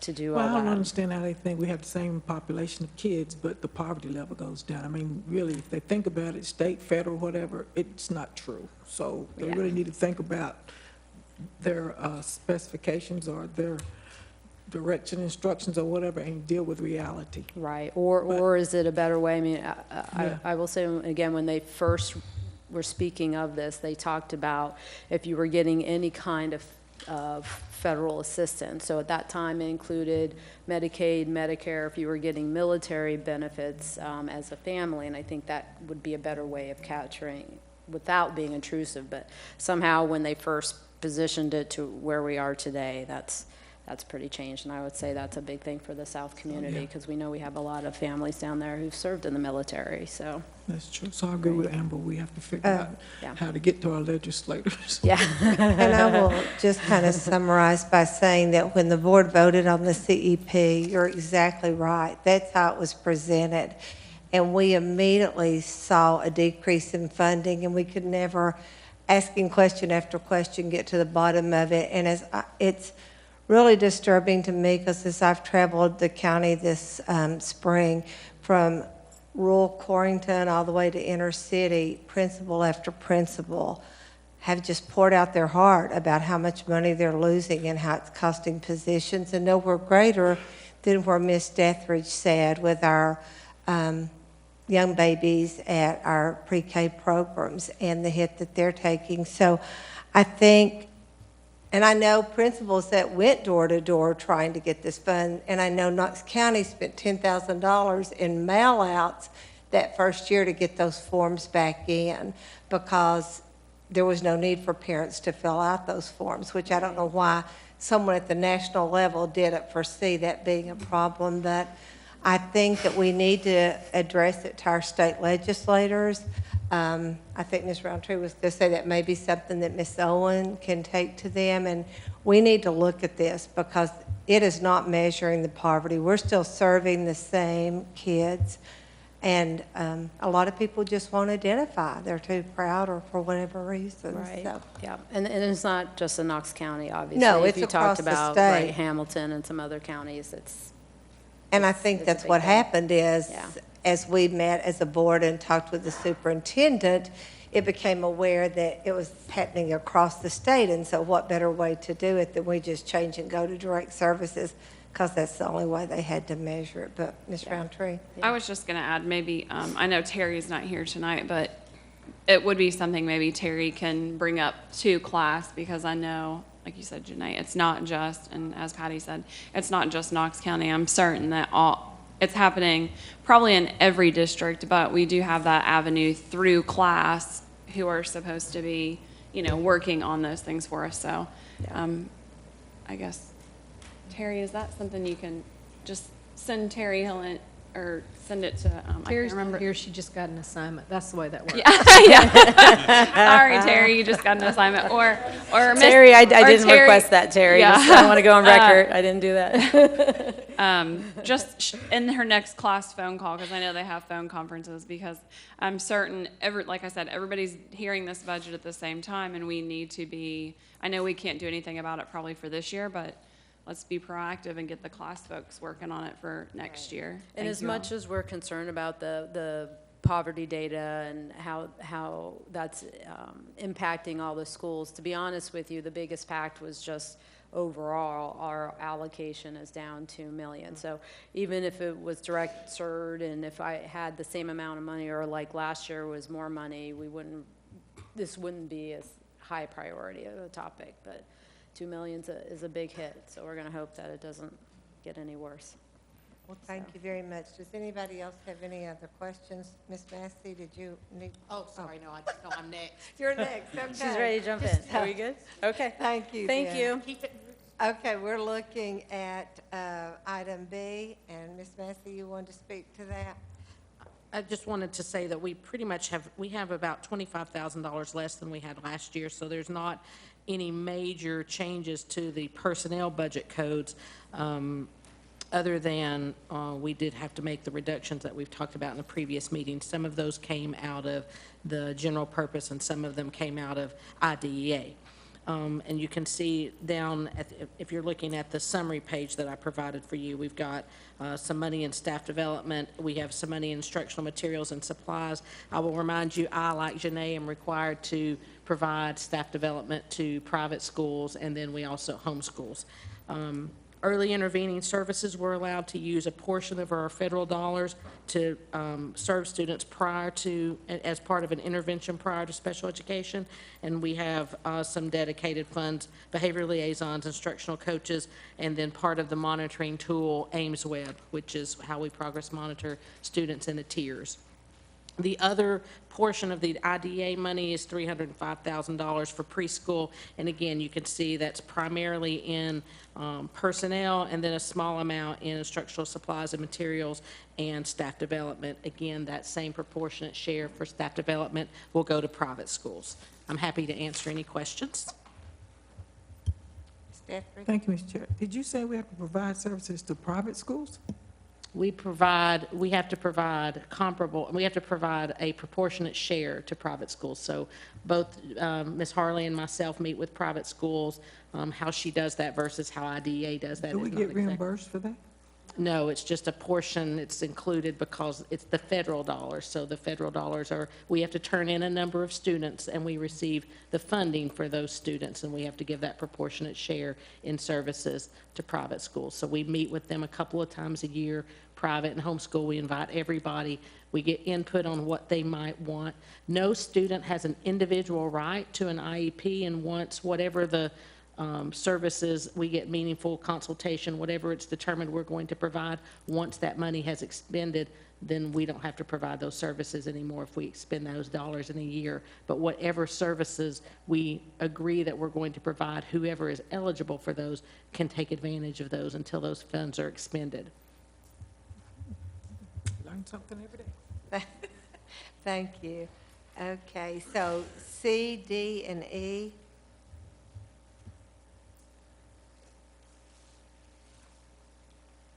Okay. E, F, and G.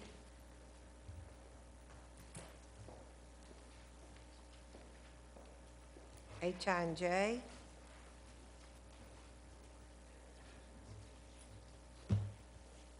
And K. Okay, with no questions, we'll move into contracts. We'll do item A and B.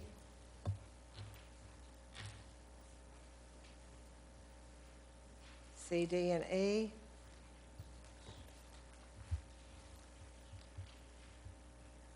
And Susan? Thank Yes, you. Thank you. Thank you, Madam Chair. I have a question. If someone could speak to item E regarding the collection services, I'm assuming that's for the school lunch collection, is that correct? And just kind of to the process of what happens before it goes to the collection. Ms. McGowan?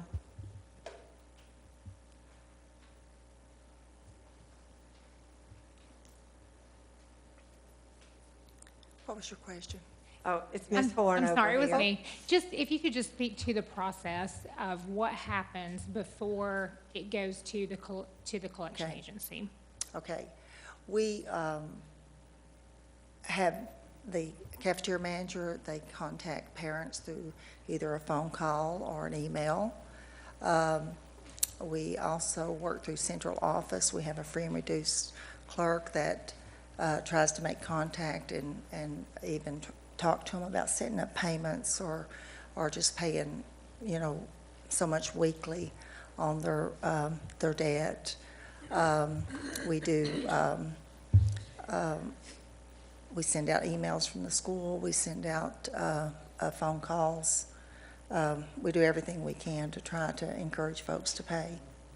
And I'm assuming that through that process, you know, we've talked about tonight that a lot of times you don't know if someone needs to be on the free and reduced lunch program. So throughout that process, is that one of the determinants? That's something you're trying to figure out? A top priority, Okay. yes.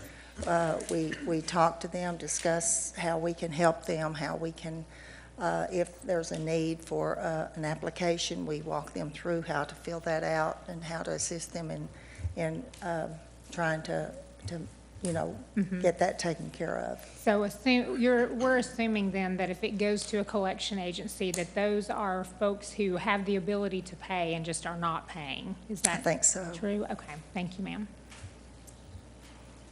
Okay, thank you. Okay, item F is all that's left under this before we move into the regular agenda items. Ms. Massey? Yes. We have been in the process of selecting a vendor to provide us with cultural competency training, which is part of the DEO recommendations. We have a couple of folks here. Number one, and I think I saw him earlier, Matt Myers is here from purchasing in case there are any questions about process from board members, because I've had a couple of questions there. And then we have several representatives from STARS Nashville here to share with you a more detailed agenda for the training, along with some sample activities, which was a request, and I can't remember from who, I apologize. And so we'll just ask them to come forward. And if, Mr. Dinwiddie, if you could just maybe do a brief overview. Sure. Thank you. Thank you, Madam Chair, board members, and senior team. Thank you very much for entertaining us for a few moments. We appreciate the opportunity. And we did present to you guys a more detailed agenda. First of all, Eric Johnson, our Vice President of Youth Development, James Bush, our Director of our Youth Overcoming Drug Abuse Program, also licensed professional counselor working with our program with juvenile court referrals in Nashville, Kay Higgs, our team lead, and also a certified trainer in a number of initiatives, and then Teresa Whitaker, who is our Chief Operations Officer from STARS. So this is a few people less than we had a couple of weeks ago at the meeting, where we were able to share a little bit in detail about what we were doing, but not near what we have tonight in terms of the agenda. So based upon the request, we did send an agenda, and we wanted to make sure. You're going to interrupt me. Yes. Good.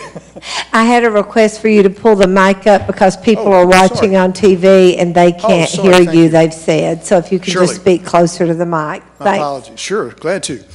So anyway, we brought a more detailed agenda, but let me start real quickly by saying that our agency has had a long history in working with Knox County Public Schools in a number of initiatives, not specifically related to cultural competence, but related to a number of other issues over a long period of time. So that you have some reference point for our work in the field of cultural competence, at the top of the agenda that you have partners connecting schools, families, and communities. In 2002, we began our initial work with Partners, Inc. through the Center for Peace Education in North Carolina. Through that process, we developed a protocol that we began using as a whole schools change process, which included basically two critical components. And those components are the focus on culturally responsive classrooms, and secondly, cultural competence training for school personnel. And I'm sorry, I mentioned there's one more piece. And the other part was focusing on the level of emotional intelligence that staff have in their ability to work with children. So those were the three issues that Partners was about. We were funded and have been funded by two national foundations, the Bay Foundation and the Edwards Foundation to do that work, which resulted in a book, a manual called True Partners, which was all about our work. We worked with schools both in Florida, in North Carolina, and in Tennessee related to the specific issues of cultural competence, culturally responsive teaching, culturally responsive classrooms, and specifically dealing with that issue as it relates to emotional intelligence. So that is a bit of background. The agenda that you have today walks through what a one-day agenda would look like. Our partners training was a multi-day training, which included a couple of days of training around these two issues, the three issues that I've mentioned. This is a one-day agenda, and as a former educator, former classroom teacher in Metro, Nashville Public, where I taught for 7.5 years, and I taught at the old Tom Joy School, which used to be on Lishie Avenue, if anybody knows Nashville.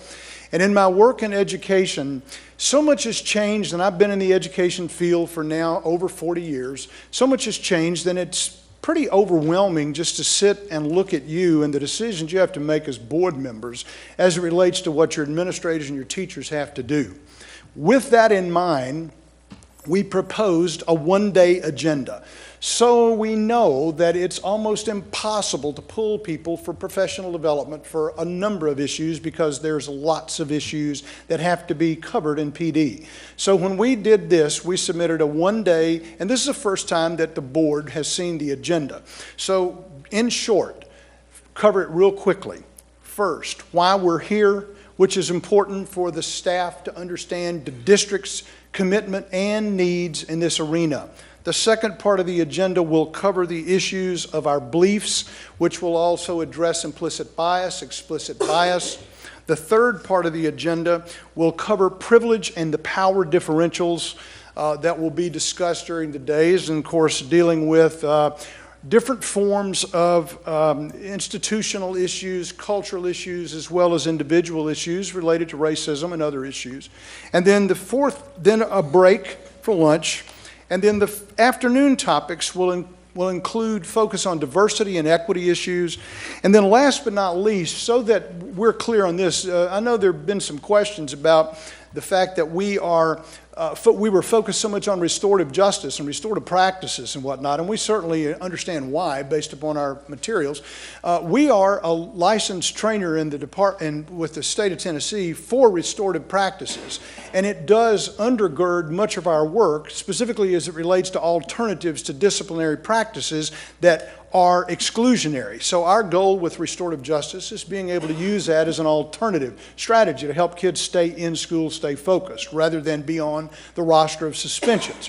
But in no wise is this training a restorative justice, restorative practices training, nor is it a behavior-focused training focused upon trying to change the behaviors necessarily of children. It's focused on the culture and climate of the building and the focus of culturally responsive classrooms.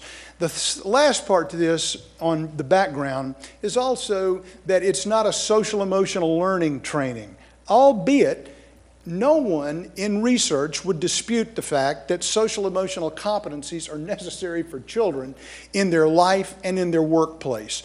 It is also not an emotional intelligence program for adults, but it certainly goes without saying that staff members who have high EQ will probably do a whole lot better in the classroom in their work with students and children, as well as each other as adults.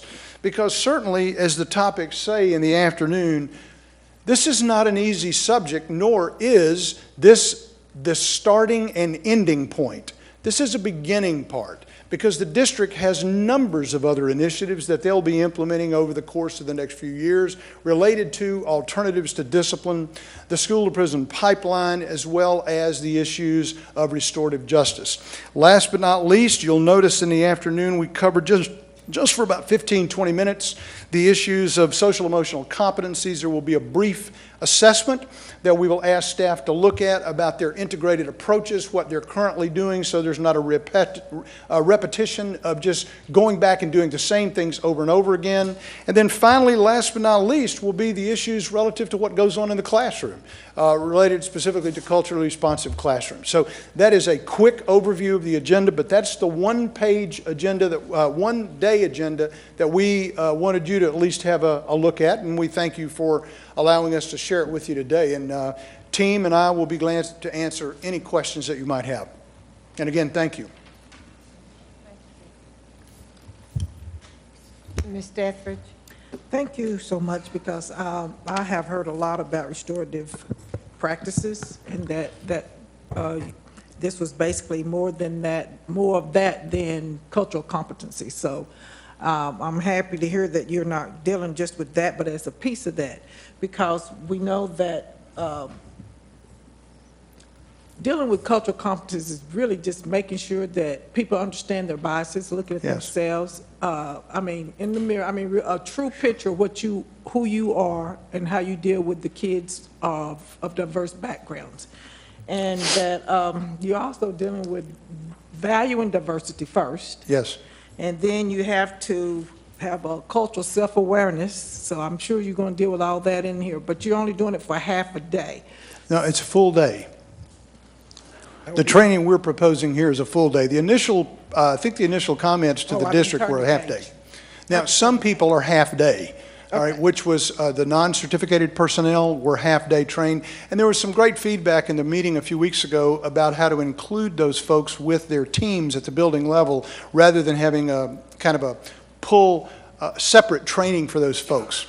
Okay, so once you're having this for a whole day and people begin to, how in depth do you really get to make people thought-provoking? Because if you're really dealing with cultural competency, you really have to sometimes peel that onion. Sure. And so in one day while you're peeling that onion and people get their feelings hurt or they don't really want to understand that, that's not really me, I'm not that type of person. How do you really get them to recognize and understand and then maybe deal with it? How do we work within those realms to make sure that we're That's a great question. those issues? That's a wonderful question. I'm going to turn it over. I have a really hard time hearing. I have hearing problems, Okay, and so my apologies for standing sideways at you. Okay. That's okay. I would love to ask one of you guys who'd like to take that question first, specifically about getting people to look at themselves. Eric? One of the things we do is that we do a lot of activities that teach, and so there's a step close. And so we have a really cool activity that we use. It's called First Thoughts. And so we actually put adults in a circle, because, you know, we put kids in a circle, so we need to put adults in a circle as well. And so we ask them, we give them a list of like different demographics and people and ethnic groups, and we just ask them to write down on a sheet of paper, what are your first thoughts when we ask you? What's the first thing that comes to mind when we say black male, white female, Asian, Mideastern? And so we asked him to give those first thoughts. And as a subset to that also, we asked him to give us on a card, give us one bias or one myth that you have of a different culture. When they submit those, we have an opportunity to discuss those. And so if I can give you an example, I've done this with some teachers, and the first time when I asked them to do, they're really uncomfortable about a myth or a bias that we have about a culture. And in order to have this conversation, it's going to be very uncomfortable. But let's get us in a place where we can be comfortable and have this conversation. And so as an example, as an African-American male right here, one of the questions was, why do all African-Americans like chicken? That's a very uncomfortable question.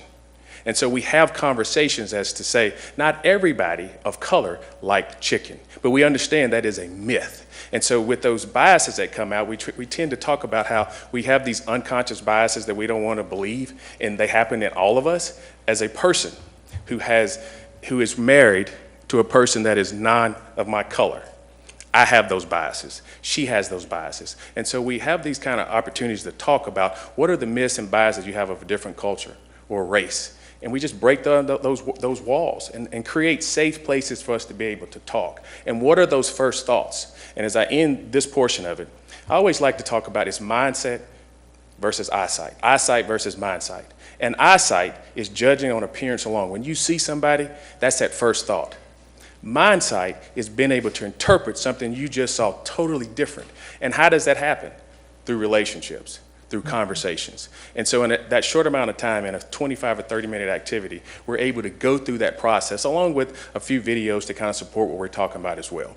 And we've had a lot of great success with folks who are very uncomfortable having those conversations, but when they leave, it's not about eyesight anymore, it's about mindsight. Okay. Thank you. You hit on something very important, that is the relationship. Building that relationship with that student, regardless of who they are.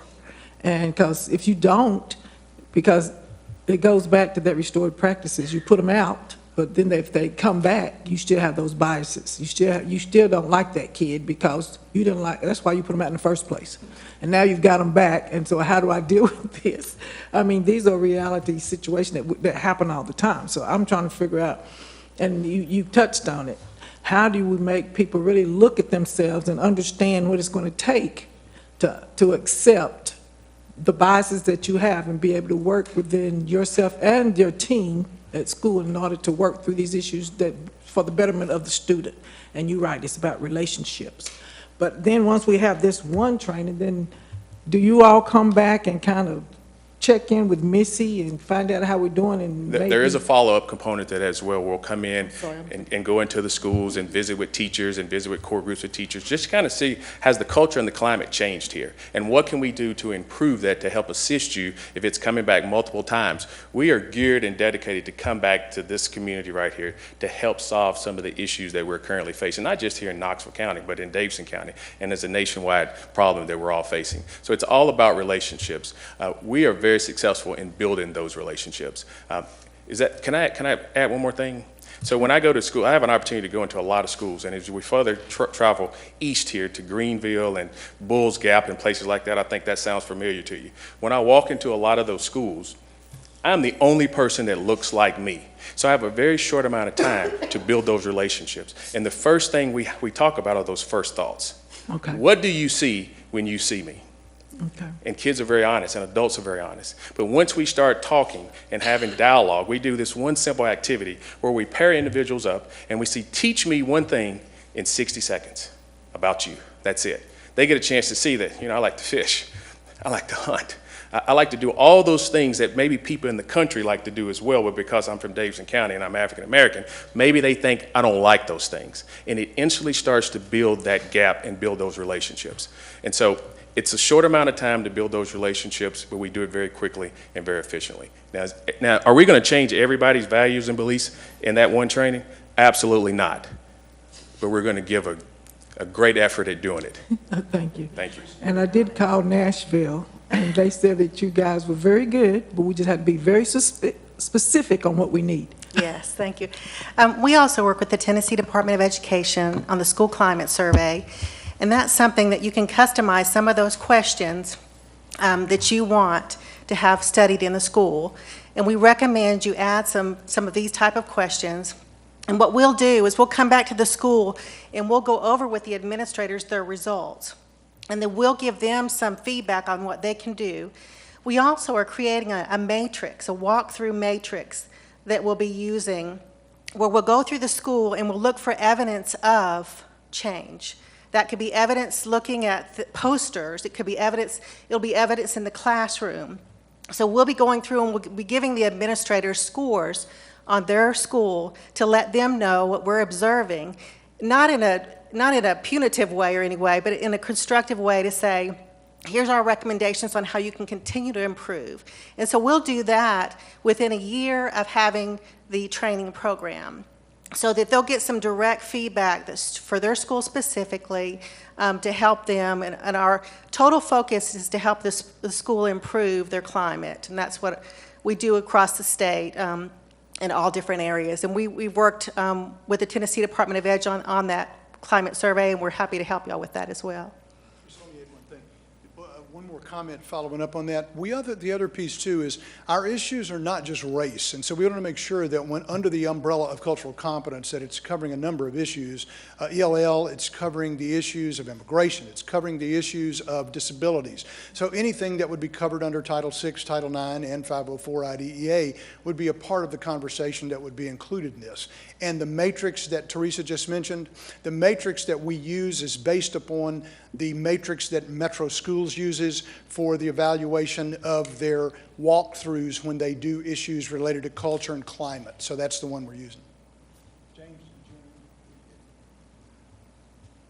Good afternoon. I wanted to get back to that comment. Get this up right there. All right. I wanted to get back to that comment when it was talking about the classroom setting and the educator. And what we can't do is that all of our staff, we're trained in motivational interviewing, and we learn to roll with resistance, you know, with some of the kids who come from various backgrounds.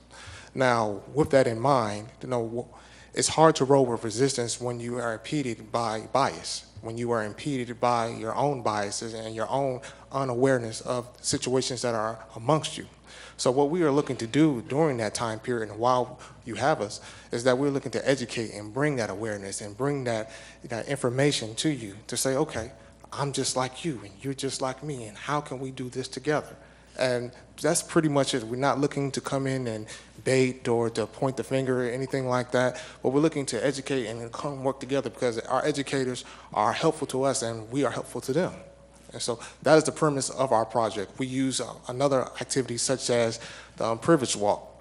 Now, this is one of those types of activities where we all join hands. You know, I know some people are a little funny about that, but we can do that for about that little time. And also it's before lunch, so that helps. So what we do during that privilege walk is that we're asking a series of questions. Now, the premise of the privilege walk is to bring awareness and our own ideas about our own privilege, what we have access, you know, what we have social advantages to. So during that period and during that time, a series of questions are asked. Questions such as, help me out right there. If you live in a home where there's 50 books that you could read, if you've ever traveled outside the country, if you live in an environment where drug and violence is very prevalent, if you're able to go on vacation yearly, if you've ever been bullied and harassed. And so there's a series of questions where we line up in a room, and let me go and take this as my favorite one right here, is where we ask adults alongside with kids to hold hands. And those questions are predicated on taking a step forward or taking a step back.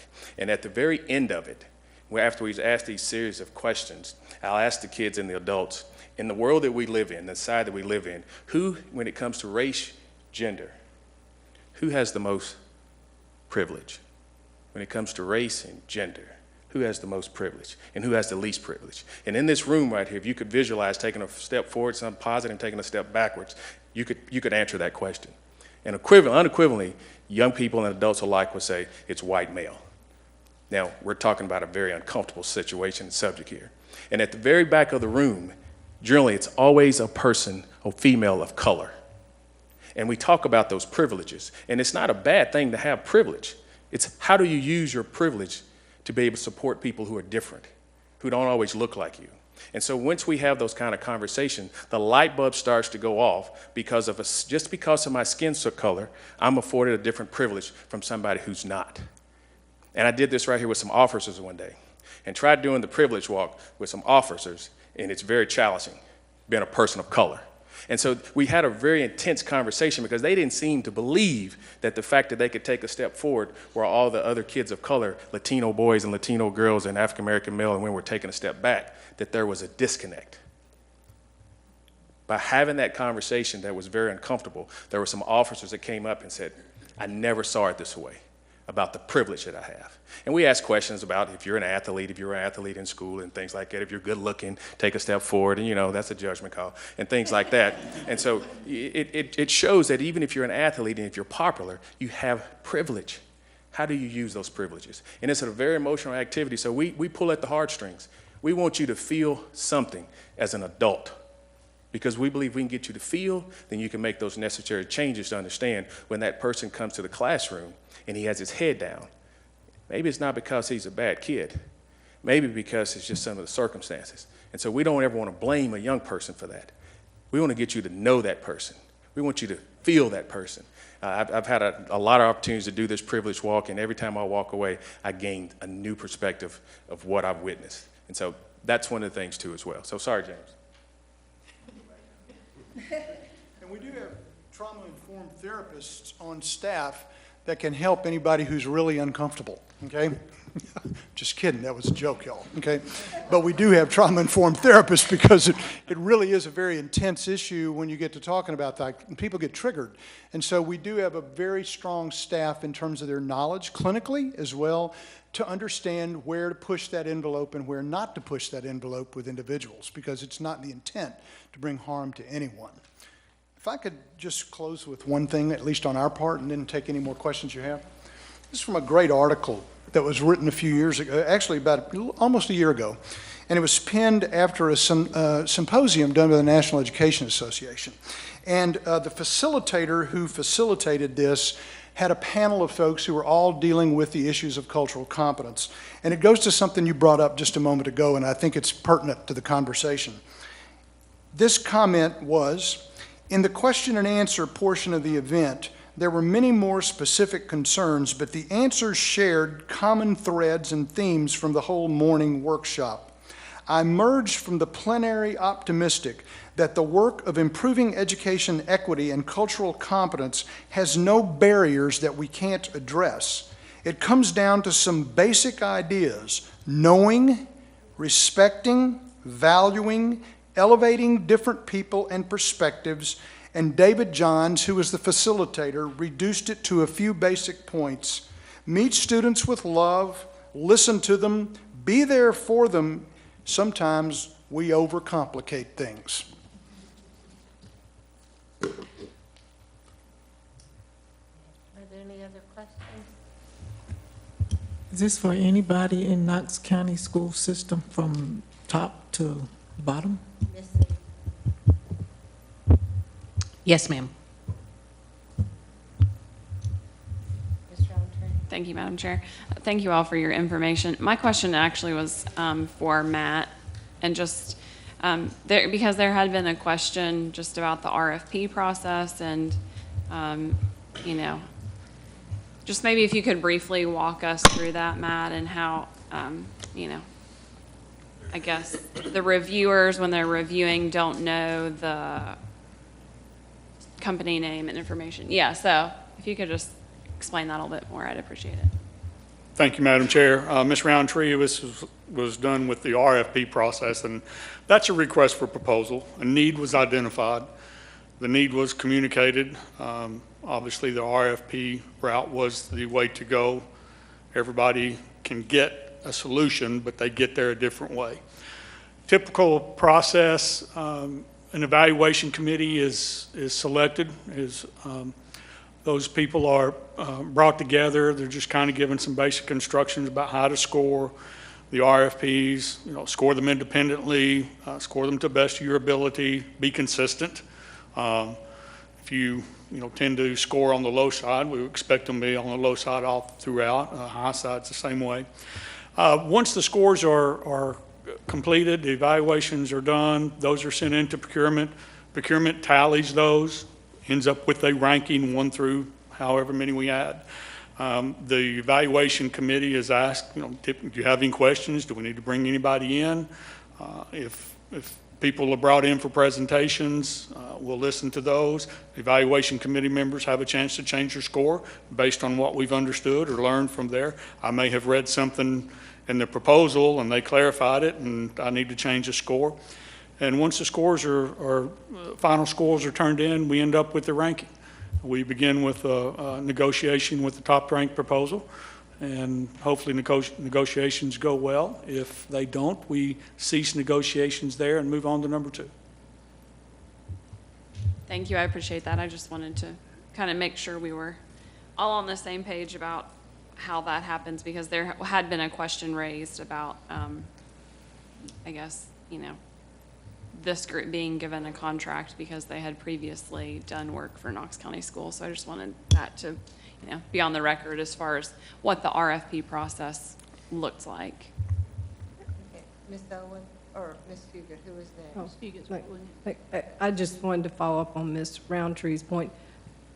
When people are initially evaluating, are they blind proposals, or do they know who the proposer is? When the people review, are they reviewing blind proposals, or do they know who? They know who the companies are, yes. Okay. Yes. They're given a copy of the submittals. Right, but sometimes you can do a blind, they're not redacted. They're not redacted, okay, no. Thank you. Ms. Owen? I guess my question is for Mr. Dupler. Once we agreed to this, if we agree to this contract, how can it be terminated? If we don't like how it's going, what are our options? Thank you, Ms. Owen, Madam Chair. This is first of all, it's a one-year contract, which can be renewed over several years, up to 5 years.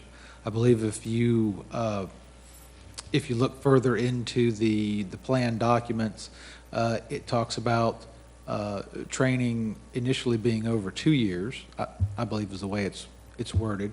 So that's the way it's set out. If there is a clause in here that's in a lot of our procurement contracts that talks about if the county and the school board feels like that the relationship's not going well, that you're dissatisfied with the training, then upon 30 days notice, it can be terminated. Ms. Roundtree? Thank you, Madam Chair. I just, and this isn't necessarily a comment to Mr. Myers or the group here, STARS group here tonight. I just think that, I think Ms. Deathridge kind of talked about it a little bit. It's about relationships, and I think, you know, regardless of who the vendor is, the reality is we don't have unlimited time for PD for our teachers. And I think having served on the disparities task force, and I know Ms. Deathridge previously had served on that, I think that is something it's going to take a lot to make that shift. And I don't think, I guess my way of looking at this training is that it's a good first start and first step that has to be looked at holistically. I think that's the other, you know, some of the concerns that were brought to me is that looking at this solely as one piece versus looking at it as a holistic plan that the task force came up with and presented to this board. You know, I think that, you know, I just hope that none of us have the expectation that this is, you know, I don't think that this one training is a silver bullet. I don't think there's any one single thing that we can say, this is the magic silver bullet that we are going to wave the wand and this is all going to be, you know, the disparities are all going to disappear. I don't think that any of us are that naive. But and I just have to reiterate again. I think a lot of these things that we're talking about, I think cultural competency training is great. I think it is something we need. I think restorative practice is a good direction to move in. But I continue to encourage folks to, you know, talk to your state legislature about the fact that so many of these things we need to address earlier. You know, when we have kids that are coming in, there's tons of research, peer-reviewed research that talks about children that come in with a vocabulary gap, that they are, when you have that gap, those same children are the ones that are ending up in behavior situations, and then they're missing out on the classroom time. So then we get into this whole cycle. So I think that early education, early literacy is so key. And so I'm just going to continue my push for that, kind of like Ms. Hugo was talking about the technology earlier. Emergent literacy and early, you know, that early intervention is so important to help raise our kids up. I mean, I've seen it observing in classrooms, and as an educator myself, if a child is struggling to read and they have that barrier there, it can make the whole classroom and school environment very challenging for them. So I see Miss Massey has her mic down, and I'll stop preaching for now. Ms. Massey. I was just going to comment that we certainly understand this is just a first step, and that's why that evaluation piece is so critical for us, so that we can look at what are the targeted next steps that we need to, you know, to really develop. And it could be that next step in what school A may look different than in school B. We really want it to be personalized for the school. So, but the first training will be that initial step with that evaluation piece, giving us the information we need moving forward. Seeing no other mics down, let me say on behalf of the board, thank you for the excellent presentation and answering our questions tonight. So thank you very much. With your permission, we have two of our members have to be in Memphis in the morning, so is it okay to leave, or do you want us to stay? Oh, yes, certainly. So long drive. Yes, certainly. Oh, no, we've got one more item under regular agenda items, and that is 10A, are there any questions about the approving special courses?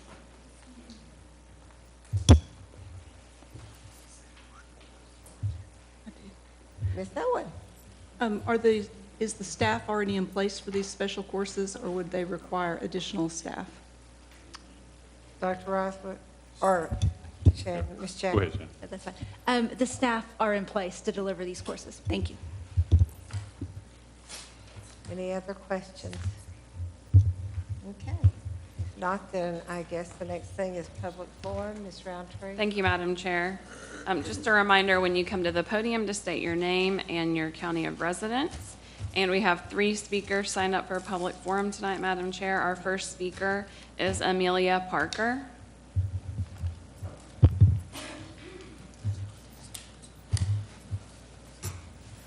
Hi, thank you for your time tonight.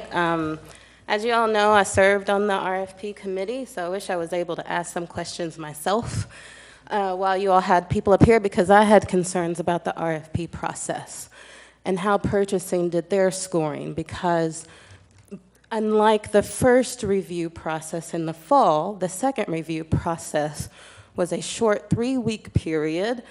And when we arrived at our in-person meeting, purchasing informed us that they had created such a gap between the score given to stars from purchasing and the next person under and the next trainer under them, that there was no way we would overcome that gap.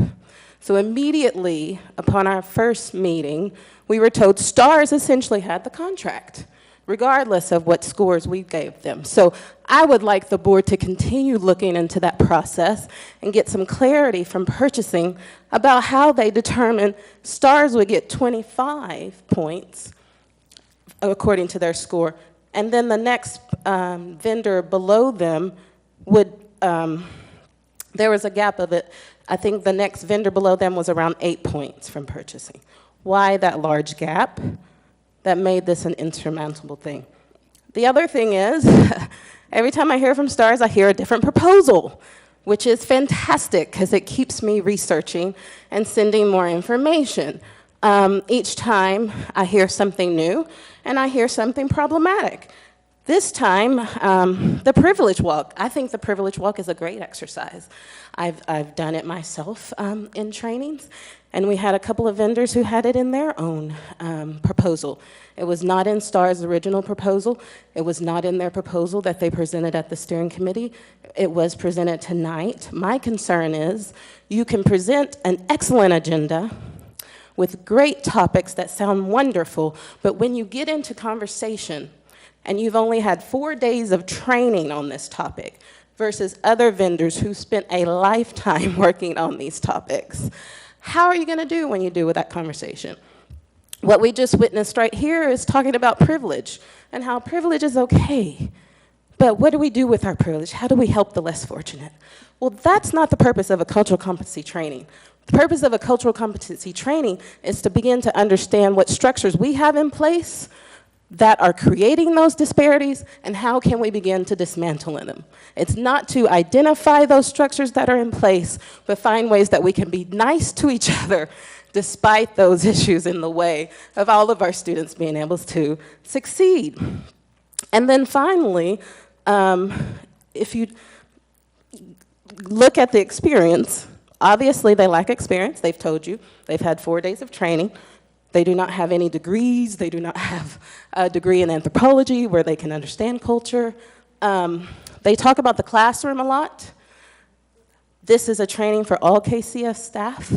They need to be able to work with SROs, the cafeteria staff. How does the cafeteria staff apply this? You know, this isn't classroom management. This isn't about teaching and pedagogy. How do other participants in this training apply this knowledge to their work area? Do they have that experience? Because I haven't heard it yet. I've heard an emphasis on one particular area. Last time it was discipline and a large restorative practices training presentation. I pushed back and said, hey, what about curriculum and other things? So tonight we heard, oh, of course, we talk about curriculum and all of that good stuff too. So it seems like whatever our pushback is, they'll incorporate it in, but do they have the skills to do it well? If we don't hire someone who has the skills to do it well, like they said tonight, it will not be a restorative practices training. It will not be an emotional intelligence training. It will not be anything. It will be a presentation of issues that people might find interesting. And then you go about your day, you know? Come in, because you don't have enough time to try to cover all of those topics well and create a transformative process. So I don't see this as a good first step. I really think that we have excellent vendors to choose from that can fit within this year's budget. And there's no reason to go with STARS. I don't know why the last RFP was canceled and STARS was chosen quickly. I would like for the board to look into this process, please, and help us get a good trainer in place. We can afford it. We can do it. We just have to have the will. Thank you. Thank you. Our next speaker is Todd Shelton.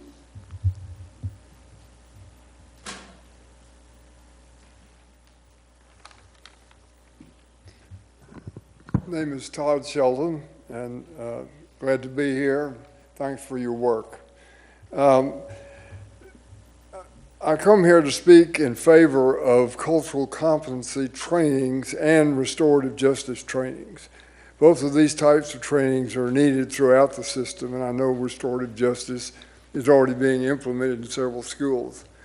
I'm also here to ask the board not to approve the contract to STARS Nashville for the cultural competency training called for in the recommendations for the disparities in educational outcome.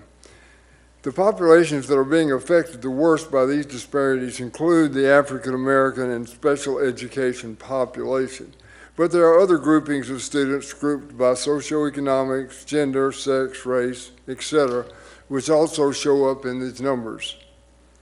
Since KCS has struggled with this problem of disparities for years, and the contacts with law enforcement and the penal system have ended up with lost lives, it is clear that we all need some additional guidance to help us overcome these disparity results. I attended the steering committee meeting that STARS was at back on the 20th of the month. I came away disappointed. I guess I'm going to get away from my narrative here a little bit, but since they're here and we didn't get a chance to ask them, I saw inconsistencies, and I saw, each time I see them, I see a little more being offered, and things that sound good to me, for sure. I'm disappointed in the training that I've had. Mostly is a fair amount of anti-racism training, and I find their enthusiasm makes me suspicious, because there's no way in that short amount of time, in a day's worth of work, that you can deal with these issues and have it be something that stays with the school system and all the personnel. Now, that's not necessarily their fault. There's a budget that they have to work with. But to maintain that you can do that, it disappoints me. I'm learning that good cultural competency training is supposed to be a foundation for all the other programs, such as restorative justice, PBIS, community schools, and a new creative MOU between the SPOs, security, school staff, and the juvenile courts. It is the intertwining of all these programs that will help the teachers and staff and families eliminate the disparities that exist too long. We have an entire population of good teachers and staff to help communicate this education. I feel that cultural competency training is designed to work with teachers, administrators, and parents and students, but help them examine their heritage, their cultural characteristics, and to get a better understanding of cultures and heritage of the school community around them. It turns out that we all have unconscious biases, no matter who we are, no matter what race, sex, gender, socioeconomic class, culture, ethnicity, we all have these biases. It's just part of us being a human being.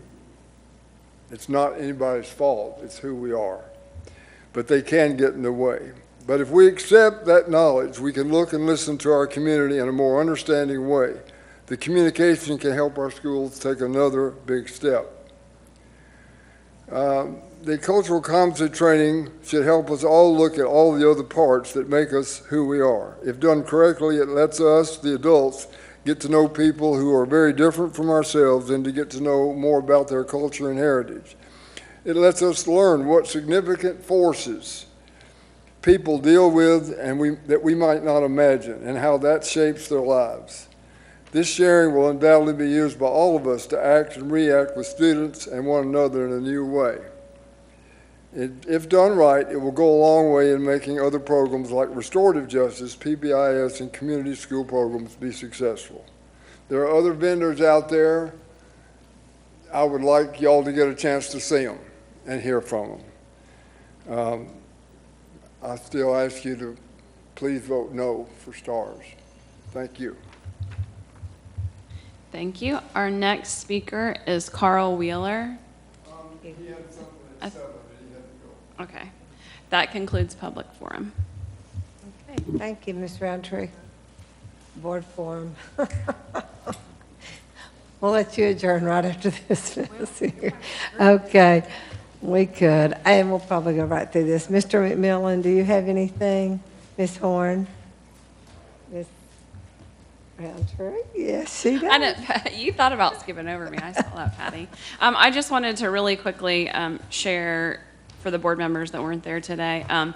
The mayor announced in his budget meeting that Parks and Rec has a significant amount of money that is going to be used for improvements at South Dole Middle School, and those include a BMX park within the stadium that's there. So I'm just, I think this is an awesome opportunity for South Knox and for our kids in our community, and wanted to let folks know that there's going to be, Parks and Rec is going to be holding a public meeting for folks to give their input on June 1st from 6 to 8 at the middle school. So go ahead and put that on your calendar. Thanks. Ms. Fugit, Mr. Norman. Mr. Norman. Thank you, Madam Chair. Just wanted to say thank you to Bobby Thomas, our new superintendent, for being here at his first meeting. And I want to say how much confidence he instills in me, just knowing that he's here, knowing the kind of experience that he has, the kind of understanding that he has of what it is to be in this system, be a teacher.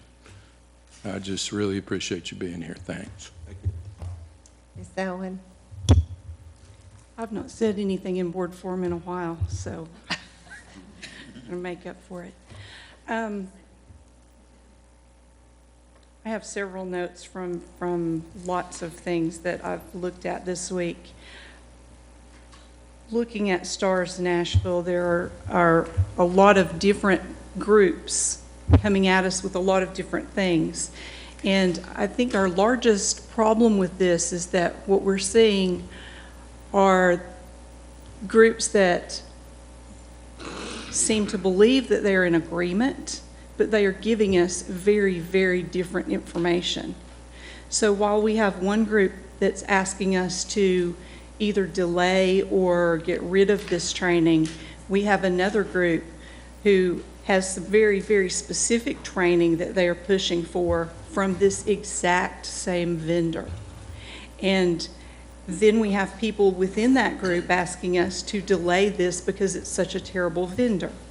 So I think that we have a lot of community members who have a lot of information that may not all be based in this RFP. I think they're basing them on a lot of different things. And so I talked with Mr. Dupler earlier today, and I asked what our options really are for this RFP. Oh, well, for this contract, I guess, at this point. I agree with Mr. Shelton that there's no way that we can do this in one day. It would be ridiculous. And that's really the point of this. It's to start the training. The contract with STARS is for 1 year, renewable for up to 5 years. That doesn't mean we have to use it for up to 5 years. If we start using it and our first group goes through training, and I'm going to use the language I used earlier, they go through that training and we all decide it's crap, we can get rid of it. We don't have to continue with it. All we have to do is give them 30 days notice that we've decided that this is not something we want to continue with. So with that in mind, our options are sort of limited because of the time we have now. If we start this RFP process all over again, then we are looking at months before it can be approved. And so we run the risk of having absolutely nothing. So we're looking at training that we haven't completely seen. We've seen some advertisements for it. We've seen the RFP for it. We haven't been in the training. And so we can choose to throw it out, start all over with the possibility of having absolutely nothing for a year. We could give it a chance, take a look at it, and then say, oh, no, this isn't what we want. Or take a look at it and say, oh, this is not what I thought it was. This actually does meet our needs. And we don't have any idea which way that's going to go. So I'm a little bit reticent to say, throw it all out and start over, when I look at the time frame for that RFP process and how long it could take and how we could end up with absolutely nothing. It's the absolutely nothing that concerns me very much, because we need to start this. We need to be going. And to not be moving at all is very concerning. If we decide after that first section of training that this is not working, then we can start that RFP process again. There's nothing that changes that.